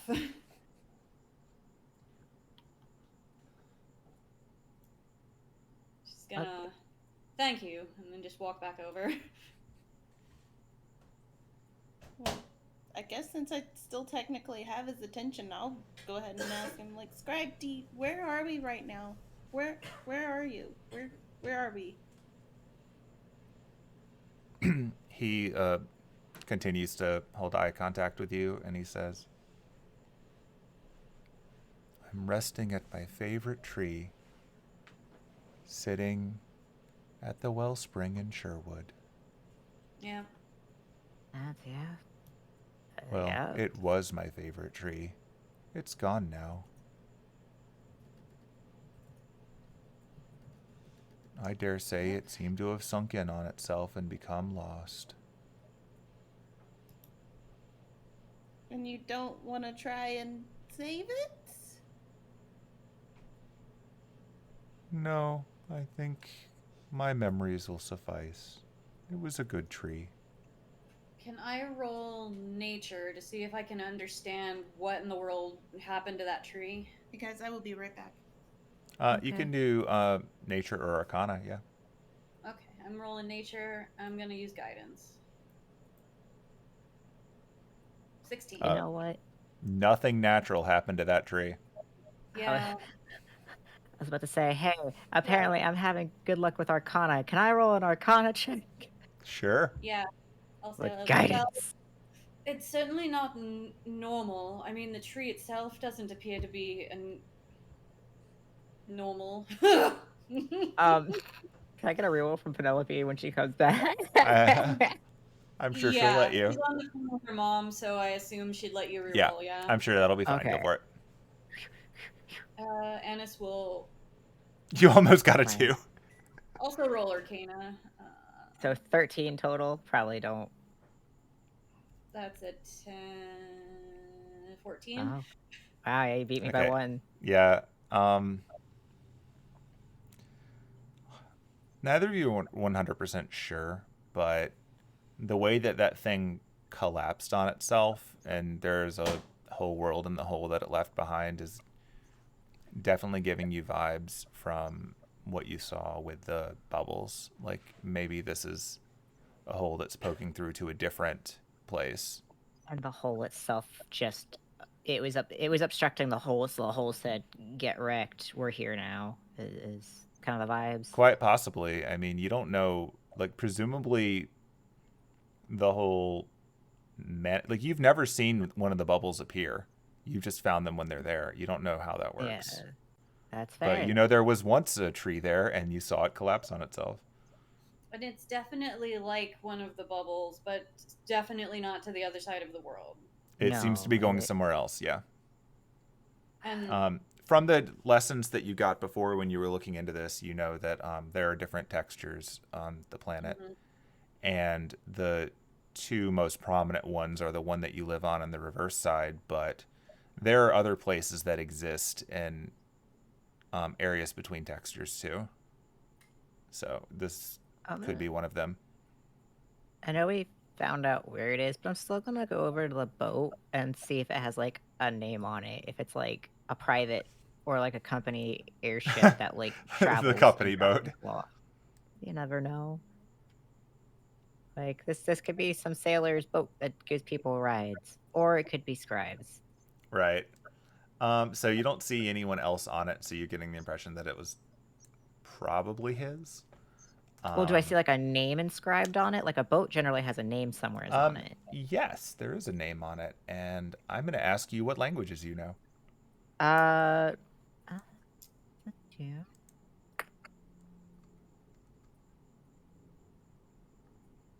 I guess I don't have to do that. I can just type it in the language that it's in, and you can either read it or not. Oh, yeah. So that sounds more fun. Okay. I think you might actually be able to read this, but let's find out.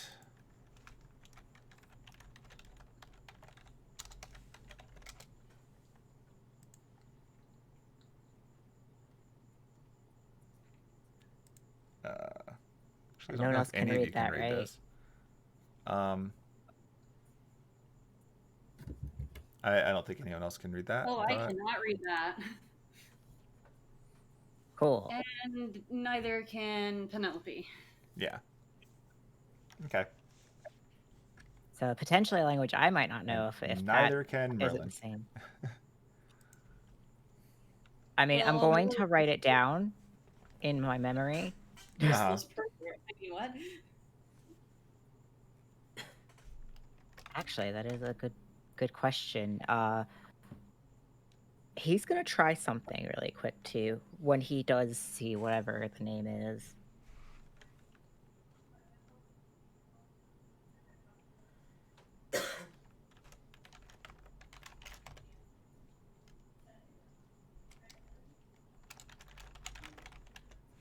I guess Annis is going to ask the Lucretia in the sky. I'm going to assume you don't know where this bubble goes either.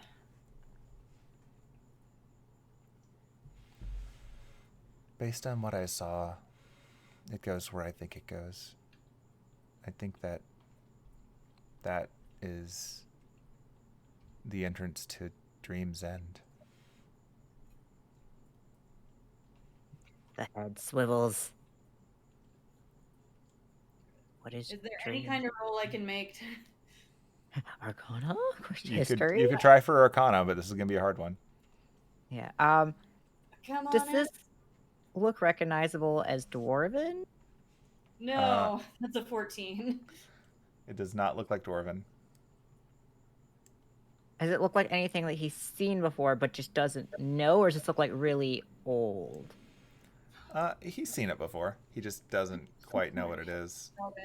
Okay, I'm going Lucretia to. says this is the entrance to Dream's End, which means nothing to our characters. I haven't rolled yet. Drop. God damn it! I haven't rolled yet. By the way. Okay, cool. I'm taking from my knapsack really quick. I'm grabbing my. Where is it? We're in a dream.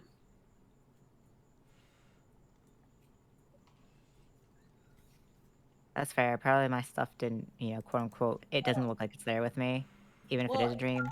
I considered earlier taking out a notebook and trying to draw the stars, but it wouldn't transfer outside. The stuff that you would have with you, you can pull out. It just isn't going to change when you wake up.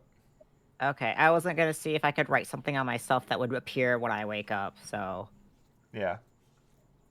You could try. All right. I will. He'll take, some of, his, ashen stuff from his little kit and just write across his palm the name right there. And he's going to remember it. He's going to keep it in his mind because he knows he's seen that language before. And there's a few that he's potentially it could be. It's just he can't understand it. So he's just going to write it across. Okay. I don't know why I just did that, but that is okay. But yeah, once he writes that down, he'll kind of run back over to. Scribe, why did you name your ship Hudwig Newastar? What? Never mind. Stuff in the chat is apparently the name of Scribe's ship, but we can't read it. But none of you speak the language. Yeah. Dream's End. Is that Arcana check, 1 second. I know it's gonna be hard. Guidance! Yeah, on Arcana and try for a nat 20. Or find out what Dream's End God, is. fuck, it was so close to a 20. So Sure, dramatic. Yeah, I'm not making it. I know jack shit. Ooh. I got a dirty 20. You got a dirty 20.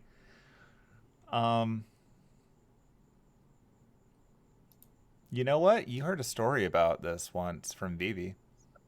Of course. God damn it, Vivi. Of course. Yeah. Dream's End is a bit of a mage urban legend. It's tied to the so there's a you heard Lord El-Melloi talk about it at one point, the pruning phenomenon, the idea that simply put, the universe doesn't have enough RAM to have infinite timelines, so anything that deviates too far gets cut off. The idea of Dream's End is that it's a place where things that get lost or cut off by the world fall, but get stuck on their way to ultimately being recycled. So it's the hypothetical place where anything that disappears has a chance of ending up. And in that context, looking over some of the things that he saw down there, you get the impression that they might be places that once existed in real life or in myth that physically exist there. So it's like the recycle bin.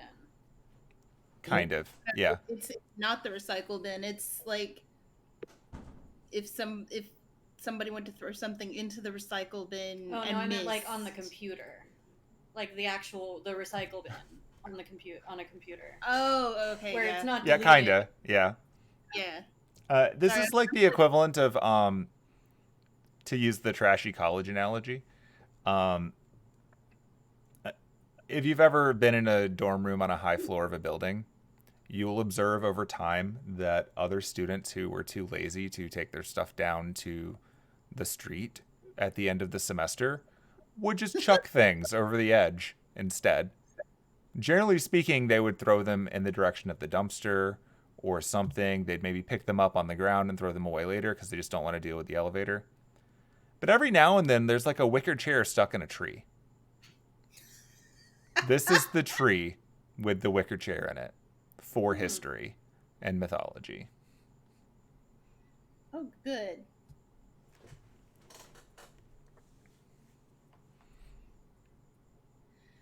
I'm going to explain that out loud to the group at large. Oh. Huh. Yeah, so like, I guess don't stand at the edge of the world and start chucking stuff, because it'll end up there. So. Hypothetically, if it exists. So the entrance to this place is in the wellspring in Sherwood, or at least it was. Yeah, and it might still be. It might still be there. We'll have to fight a Drider to find out. Probably. God. We're probably gonna end up fighting that Drider anyway. Oh boy. At If least we this have is the power. entrance, then that's very promising because that means there's a place that might still have the Greater Grail. And then you can get the Grail War. Oh. And ideally, we would be doing the Grail War in a place where it couldn't hurt anyone else. Oh. Because, we could go in there and do it. Is that where you're wanting to do the Grail War, Lucretia? It would make sense. Truth be told, I thought we were going to be doing it somewhere in Northern Europe, but this is much more potential because if we conduct a Grail War in a place that has stuff that's been lost, then there's a good chance that it will have some of the lost mana, and we could conduct it sooner than waiting another few decades. This isn't where the mana's going, is it? Not the mana that we're losing now, but perhaps the mana lost to time. Hmm. If those things that we saw in there, like that impossible tower, are from the Age of Gods, or the Age of Legends, or the various ages, then there may be enough mana there that has been lost to more natural reasons. There may be sufficient mystery. Annis I mean, is just gonna like look back over. Is that the Tower of Babel? Maybe.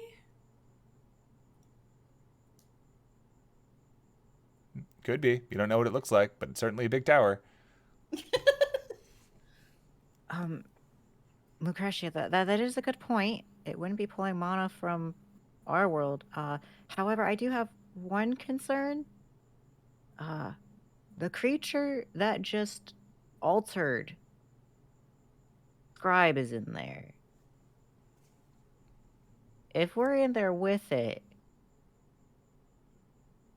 that we don't know what it's capable of doing, and if it would also be a problem to the Grail War. Oh, Also, could what be. if? what else is in there? Yeah, I mean, that one particular concerns me because the fact that Scribe went from, this to what we see now is just one facet of what it potentially can do. We don't know what it is, and we don't know what it's capable of. And before jumping in anywheres, that's going to be an important research. I definitely agree. It will No, be some time before we could conduct a Grail War anywhere, but I feel like this gives us a chance, even if we don't conduct it there. Okay. So long as a connection can be made to the missing Greater Grail, the ritual can be completed, and it can stop draining mana from our world. That's fair. Now, my other question is if, because I don't know if it's still open or him not being close to it, closed, quote unquote, its gates. But if there's a connection made, just my other worry is if that thing can come out, kind of like how the Drider came out to our side and stay on our side, or if it's stuck in there, unless it, stays on something, because he did pull away. Because I feel like that's something that should not be released into this side or our side. I agree, but I suspect that if it were capable of leaving, then nothing has been stopping it for the past, 1,000 or so years. That's why I was questioning the whole body needing to be present and not pulling away. Whatever it was, maybe it didn't have enough time to like latch on to him and use him as a host. It's quite possible. There will be much research before we go too far with this. Okay. I still suspect that whether or not this is the most viable course, it is an option that we did not have before, and it's an explanation for what happened to him. Oh, absolutely. Suffice it to say, he should not be leading anyone if this is what's happened to him. He may have once been a great hero, but he's been stagnant for a millennium. And I fear that that is no longer an option for the survival of your people if you're going to follow him. Yeah, no, I'm less mad at him, but still of the mindset of not to follow. So that was his spirit origin then, needing to remember this place so that we could see it. I suspect his origin is probably related to the idea of observing and remembering. Taking action and changing, yeah. It would fit his name if he is not a scriber of scrolls, but a scriber of memory. His memory does appear to be perfect. Perhaps that is an extension of it.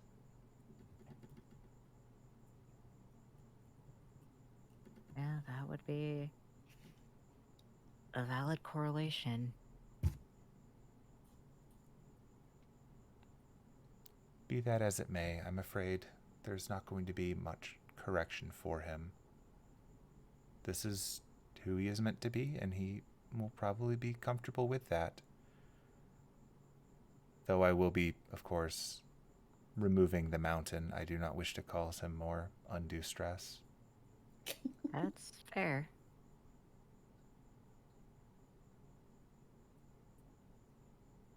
Annis, were you gonna Oh, ask me something? I was gonna say you seem to be actually getting answers out of him, so I was gonna ask what his origin was, but then I realized you'd already said it. Okay. Ignore me. Quick, Penelope, while we can ask him questions. Yeah, what? Ask him if he has any lady friends, or at least had any lady friends before he became boring. Oh my god. Don't be nasty. I'm curious. He's like 7,000 years old or something. Lucretia, is he gonna remember this if I ask him? I mean, probably. As far as I can tell, he can remember everything. Oh no. Fuck. Ignore I me. would wager there's a decent chance that when he wakes up, he'll have new context for the memories that he's had before. Oh, jeez. Okay, so I'm not gonna ask that. But also, don't be nasty. I was just trying to lighten the mood a little. And Penelope just reaches over and puts a hand. She puts a hand on Annis's shoulder because she can reach Annis's shoulder. It's true. And how exciting is that? Why are you taller? I don't. Why am I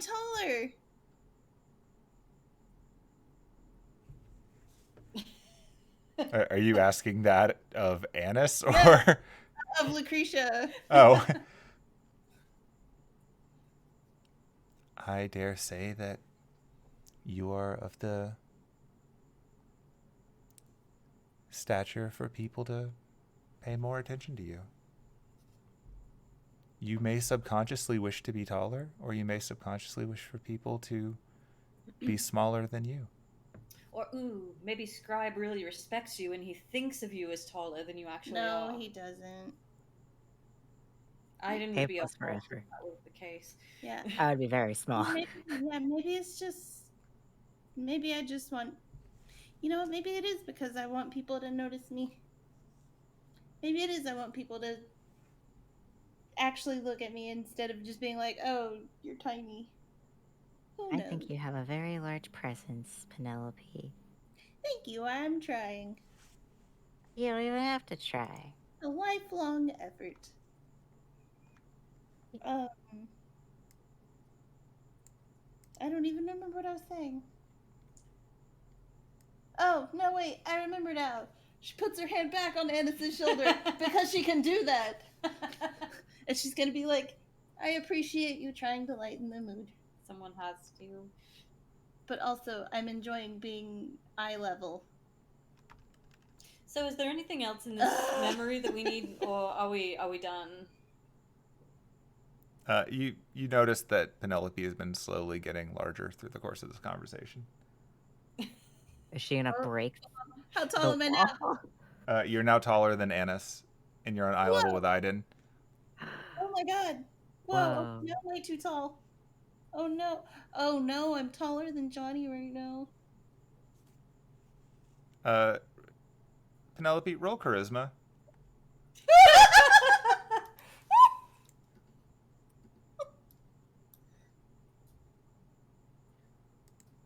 I'm 14.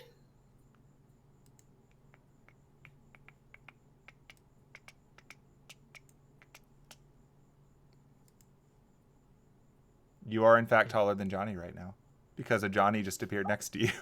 I was like, is this Dream Johnny? Whoa, Penelope, don't be nasty. Huh? Oh my god, Johnny, did I actually bring you here? You're looking real big, Penelope. I'm tall. Oh god. Is this the real Johnny, or is this like a fake? I feel like this is like inner Penelope like desires of wanting to see Johnny manifesting into like Dream Johnny. Don't be nasty. Yeah, don't be nasty. Gee. I want to investigate this. Can I manifest a Derek? I just rolled 19. Fucking god. You know Scribe is gonna remember all this, right? But wait, no, like, is this actual Johnny or is this like... So you just manifested a Derek who is very dashing with his cape like scarf billowing like a cape, and the lighting around him is very dramatic, even though none of the other light in this area has that kind of drama. He's a little bit over the top, even by Derek's standards. I don't think they're the real Johnny and Derek. I think we're just manifesting them. Oh god, I'm so embarrassed. Oh. Johnny reaches up and pats your shoulder. This isn't real.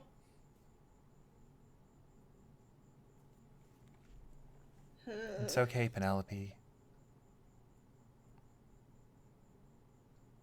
It's all gonna be okay. Okay, but are you actual Johnny or are you like a dream Johnny? I have no idea. Find out. Oh my god. What? Adam, what'd you say? I was like, just shove your hand through her. If it goes through, maybe it's Dream Johnny. She's like, kapow. Yeah, that was... Penelope's gonna reach over and like... Ask her a question only the real Johnny would know. The answer to. That Scribe wouldn't.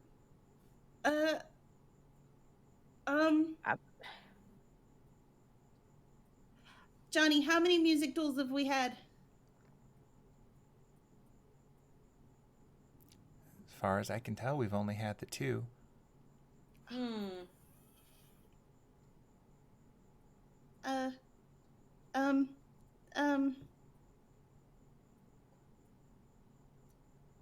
Do you...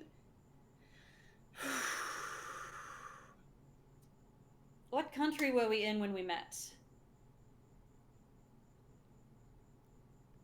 Are you asking her or are you asking Derek? Yes.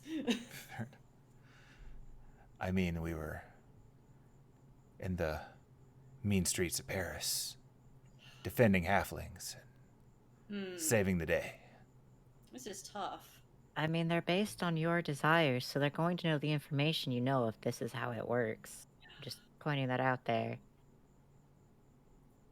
Oh, okay. I have a question that I'm going to ask.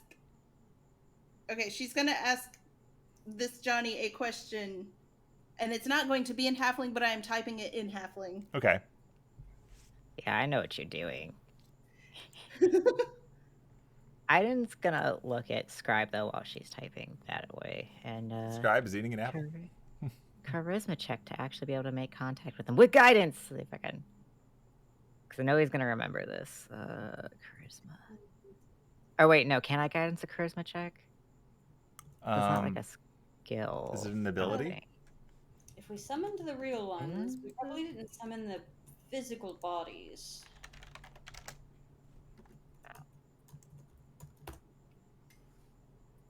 One ability check of its choice. Yeah, that'll work. Okay.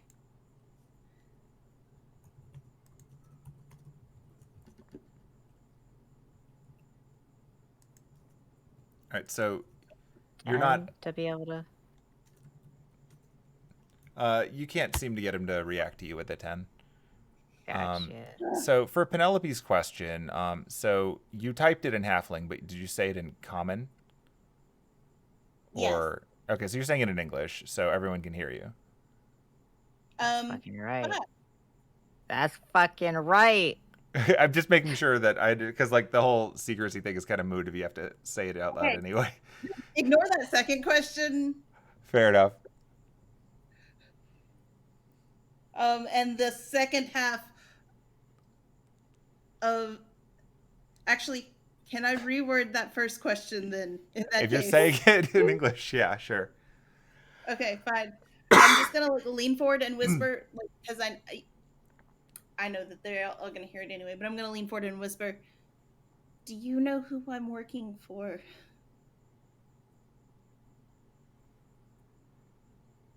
Of course. You told me. Who is it? She turns around and looks over at the water. Not her.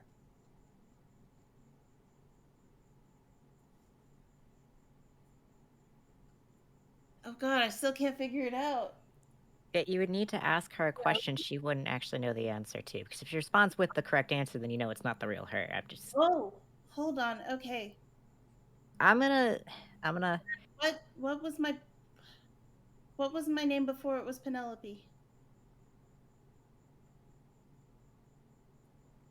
You got my attention. Trying to remember if you ever told her that. Never told her. You never told her. Okay. Yeah. She replies with your real name. What is it? What's her real name? I don't know if you want them to hear that. You said it out loud, right? Do I get to hear? I'm gonna let Penelope decide that because it's been whispery stuff. Okay, so can everybody hear whispers? That's what I did earlier when I whispered to them and you said they could hear it. That's true. Everyone can hear what you're saying, so yeah, they would hear your actual reply. Okay. Then yeah, they can hear it. Okay. Then would you like to be the one who tells them what your character's name is? No. Yeah, her birth name was Nellie. Oh my god, that's adorable. So yeah, coming back from Johnny. It's Nellie Meadow Creek. Oh! You're gonna jot that down in my notes. Your name's Nellie. It's cute. I've never told you that. Then why do I know it? Oh my god, you're not real. That's a mean thing to say. Oh god. All right. I didn't be like, I'll see you all on the other side. And you just get some stuff into the hole. Yeah. Oh, wait, before he does that, he'll be like, Miss Lady, is there a way to contact you in the future? You're asking, or I guess our present. Asking Morgan. The lady in the throne. Yeah. Oh wow. Okay. Are you looking to make a pact? Question. How gung ho are you about saving monolines and the world? Well, I do live there. Well, yeah, maybe potentially, sure. I just I figured if you want updates or to see what's going on, there should be a way to be able to contact you. Oh. Also, I guess my lady's also related to you. You might have if Penelope says right. I don't know if she's your older sister or younger sister, but I follow Eldaf. Oh, really? Says the name in Sylvan. Yeah. Yeah. Interesting. Tell you what. Ask her to get us connected. Okay. Well, I will be sure to give you updates. I will see you potentially soon. And he just pops into the hole. And it's just gonna go, at this point, I think I'm the only one that's not related in some way to a magical water lady. It might as well be me. Just hops into the hole too. Oh no, you've got Oh no. No! Jumps after you and disappears. Instantly disappears when he jumps over the hole. Before Penelope jumps in the hole, because I guess we're all jumping in the fucking hole. She's gonna be like, I know you are a dream, Johnny, but like I didn't mean to be mean, and I'm sorry. As you're looking down at her. Yeah. From your towering height. No, it's okay. Honestly, Penelope, I'm just glad you dream of me. Aww. Yay. Oh my god, you too. Did you say that too on your side? I was whispering it, but yeah. Oh my god. We're on that same wavelength. She's just gonna pat her on the head and be like, I'll see you on the other side. And then she's also gonna call out to Morgan before she leaves. And be like, it was really nice to meet you. It's an interesting thing for me too. Yeah. So, okay, to be clear, is this the real you, or is this like a dream version of you? That's a difficult question for me to answer, but let's just say, did any of you ever meet me before? No. Well, then who summoned me? I did? I think did. you might have your answer then. Oh, God. Wait, I don't... Just 1,000-yard stare. When I get back, I'm gonna ask Vivian. Sure, she'll be happy to tell you many stories. Oh, God. Alright, well, maybe I'll see you again sometime. Perhaps. And she's gonna do a backflip into the hole. Poof.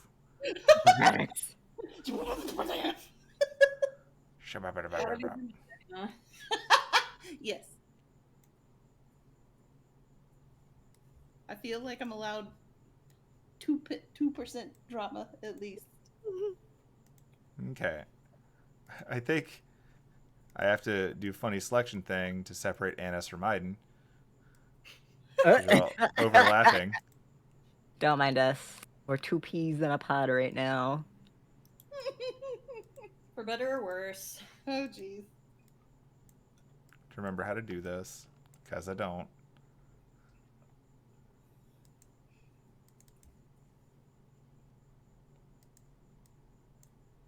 Actually, I did drag both of you over, right?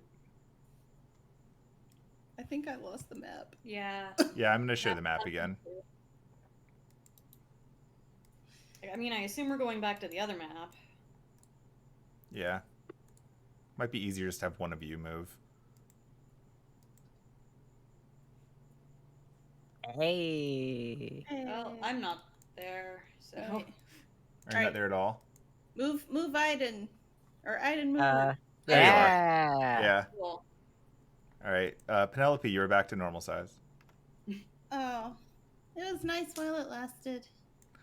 So yeah, you jumping into the hole, you very briefly see that site that you now have a bit more context to. There's a number of strange buildings, monuments, elements of perhaps missing history that you can see as you fall through. And you have a feeling you're going to remember these for a time. As you're jumping through as well, the writing that Aiden did on himself disappears as you find yourself snapping back into your real bodies. And you are back in the wake-up world as the secondary stars around you disappear. And Lucretia's there, and Scribe's eyes open, and everyone else is sort of awkwardly sitting back, and the Lady of the Lake is still sitting there in her little water thing, looking kind of bored, but then you pop back up. Oh, good, you're back. Did you have a fun trip? Penelope's gonna run up and be like, I met Morgan! Did you? Yeah! What was she doing in there? I don't know. I tried to summon you. Oh, well, watch out for typos. I asked her about you.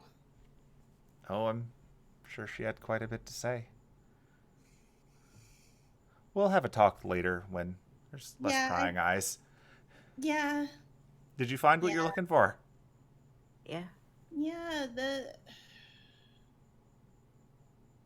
I mean, and Yes. this is out of character. Did we find out like what exactly that was that came out and jumped at Scribe? Not exactly, but Okay. we have a lead. Okay, cool. We found out what his spirit origin is. Yeah. And why he is the way he is. So, in that sense, we did figure it out. Okay. But yeah, I was tall. Dreams are weird.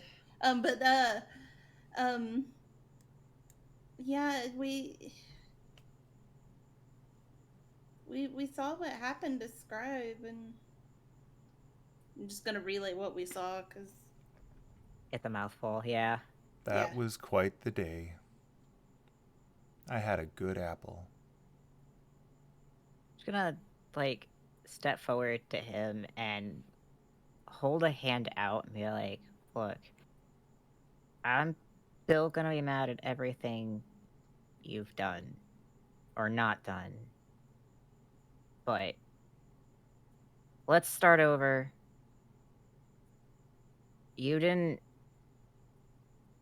do it entirely of free will. The origin does sway things. I've done what's felt right for me, but I appreciate your understanding. Did he take his hand and shake it? He will shake it back. All right. Also, If you thank you for understand- not manifesting any girlfriends in my head. I regret nothing. Scribe, if you understand everything that, we just saw and you just saw and everything you've gone through, do you understand that you do need to step down? I still feel like my approach is the best one, so I'll not be doing that. But I can understand if people don't agree with me, and it's become quite clear that this group will need to come to some kind of understanding. Because I am obviously not 100% uncompromised. You have been altered. And he looks at the rest of them. He's like, this isn't something that's going to fix itself. He will never go back to what he was. And he did do great things from what we've been told. That time has passed now. Morgan Le Fay was singing his praises. That's not something to take lightly. I mean, She did what now? I don't know if she was singing his praises as much as. Well, she was saying he was a great hero and had done a lot of cool shit, so. But she was also ready to watch him get knocked down a peg. That does sound like her. That one is Margaret. I didn't hear what you said at all. Oh, just that does sound like her. And I'm inciting on her because it sounds like she's had contact with her. Yeah, guidance. God, I fucking mean... damn it. You speak like you 11. Morgan Le Fay. I've had my share of run-ins with the Fae. Looks over at Lady of the Lake. That's fair. Like, just locks eyes with Margaret, like, run-ins. Look, you're the one who's tossing names. You know what? I've tossed a lot of names today. At any rate, I'll be interested in hearing a rundown of what all of you saw. I didn't really skip a rundown. I rolled a 15 insight into that strange exchange.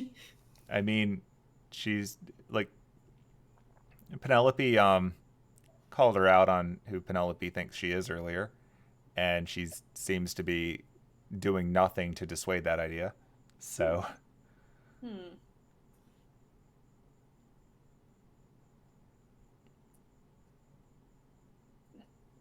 yes, I think I'll be putting this mountain back, and I think we can probably have a more productive conversation when your paladins aren't scaling a mountain hoping to recover you. Seems they may have forgotten that all of you are capable of turning into birds and flying back down. And to be fair, Nathaniel even has his own wings without turning into a bird. Speaking of birds, Anis is just gonna walk over and put a hand on Aiden's back, horseback, and go into Hemlock Vision for like 5 seconds just to see Oh, what okay. he sees. Yeah, so flipping down to Hemlock, I'm not going to share the map because it's huge. But yeah, Yeah. back down at the bottom, so where there was a stage before, there's now a great deal of damage. Like, in fact, most of that big open grassy area has been subsumed by this mountain. While your lot was very, directly lifted straight up, in order for this thing to span out the way that it did, it obviously had to be wider at the base.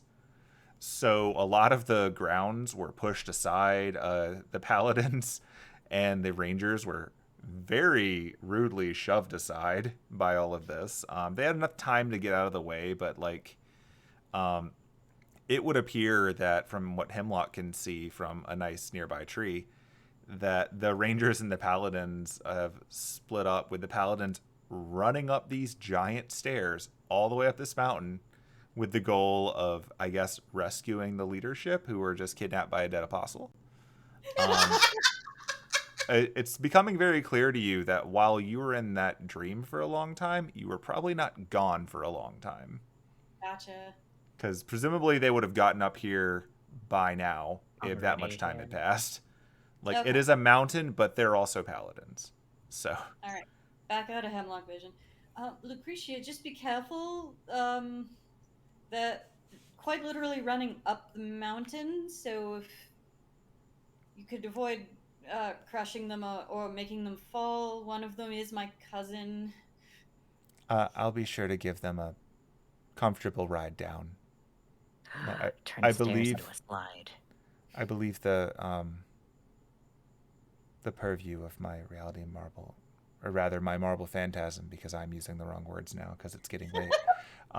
The purview of my marble phantasm does include the natural existence of water slides. Yes. Oh. And so I think with that, our fun closing image for this time is you can see the mountain beginning to recede into the ground, but it's going at such a rate and angle that you can see those stairs that they were charging up before shifting in form into very smooth, very workable waterfalls that are now very, I'm not going to say comfortably because some of these guys are in armor, but about as gently as you could hope for. Sliding all of the paladins down in a spiral all the way around this mountain, and then depositing them at the bottom in what you can only really describe as a bog-like kiddie pool. As they're sliding down it, you can hear various degrees of swearing and shouting, and at least one person going, "Wee!" Oh, yeah. Annis is 100% running for the stairs and turning into some animal that can swim or something. Are you going to take the slide down? Oh, yeah, absolutely. Oh my god. I also want to take the slide down. Oh, yeah, she's going to wild shape into a crocodile. Okay. Oh my god. Or maybe a shark. You don't get to use your water forms often. I'll let you think about which one you want to do, and we'll say that that's what you did. Oh, yeah. She's just going to be like, Penelope, you want to ride down? Yeah? Okay, so she's going to run to the edge of the stairs and turn into a crocodile. Oh my god. Oh my god. So, what happens then is we see a crocodile with a halfling holding a jar containing the lake, slip and sliding their way all the way down a mountain. Oh my god. Well, Do I need to make an athletics check? No, because this is designed specifically to not hurt you. oh, I guess they just watches them zip all the way down. Oh. Turns back to the group. Well, I guess I will inform them later, but regarding, and he just looks over at Nathaniel, everything we just informed you, that place has a lot of mystery. Just throwing that out there. But also, just wanted to point out again, because something you're concerned about and council's absolutely needed. That's not just the druids, as pointed out prior. Between that place and looks back down at Penelope, like zipping down on a fucking alligator. Alligators wearing a crown. It's like, you honestly really should look into phantasmal idols. Penelope is doing a great job, and apparently there is a wonderful half-orc lady, majestic pop sensation, Celine Dion, that may be able to help you with your mystery problem while spreading cool stories. Just ideas. I'm so glad Penelope's not on the mountain. Just continues to watch them zip down, looks back at Nathaniel. It's like, look, I'm still mad at all of you. I gave answers. I'm brash because I'm tired of waiting. But I do want to see a solution made. All right?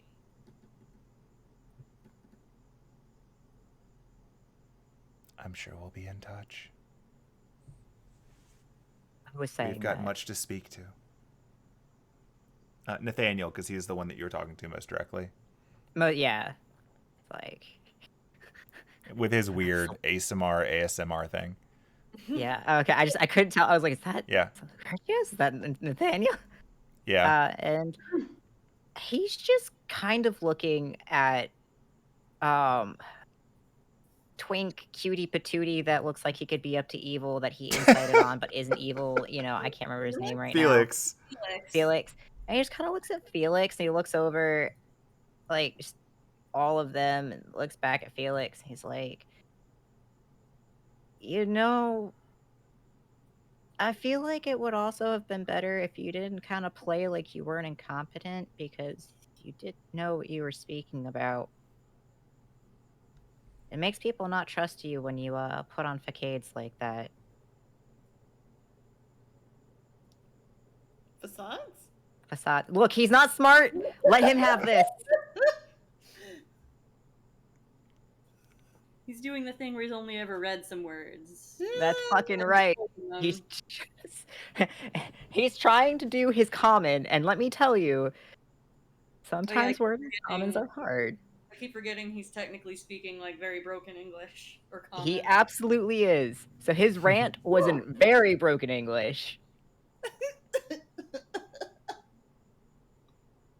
Like, kind of looks over at Margaret. I'd also appreciate you not telling my family they'll have a better life in a place that's probably most likely going to consume them whole for what seems like your own desire. Just throwing that out there. They're welcome to go wherever they wish. I would like to continue liking you, so I'm just going to ignore you for a moment. And he just kind of looks over at this lady. You've got a good concept and concerns, but if you know, in future council can make things work, you've got an idea. You all have good ideas. Just need to put them together and make a council. It's not just druids. So, you know, throwing that out there. Are you Don't going to paladins about the approach of the alligator? Oh God. Oh no, I don't have my kazoo anymore. Oh my God. So there's a certain point where instead of just sitting on Crocodile Annis, she's gonna stand up and just start like surfing.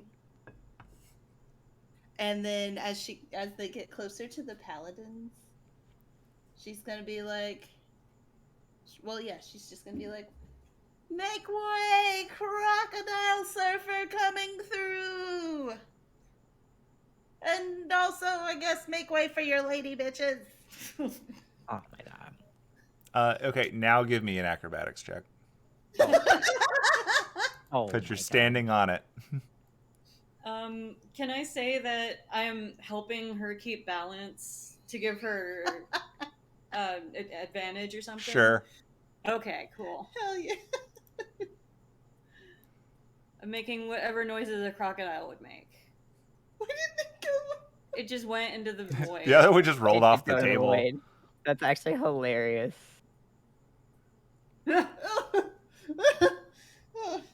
Oh, Hey, it those are good, though. still kept track of the original number in both. It just, one of the dice Yeah. fell off. Okay, so we're going with the first one you roll, which was the 19. So yeah, you hold your balance to the end. No problem. All right, now And here's my. you even managed to hop off of Annis and onto the dry ground without anyone noticing you on the water. That's what I was gonna ask next. Oh. We were rolling for the dismount. Do the Nailed paladins? it. Do the paladins get out of the way? They do. Okay. Like, it's one of those things where as soon as they got to the bottom, some of them, like, kind of combat rolled their way back up to be ready for whatever happens next. And then as they were getting ready to attack it, Beach calls out, "It's a halfling on a crocodile. Get out the way." And then they moved, and then you got through. Cool. Nice.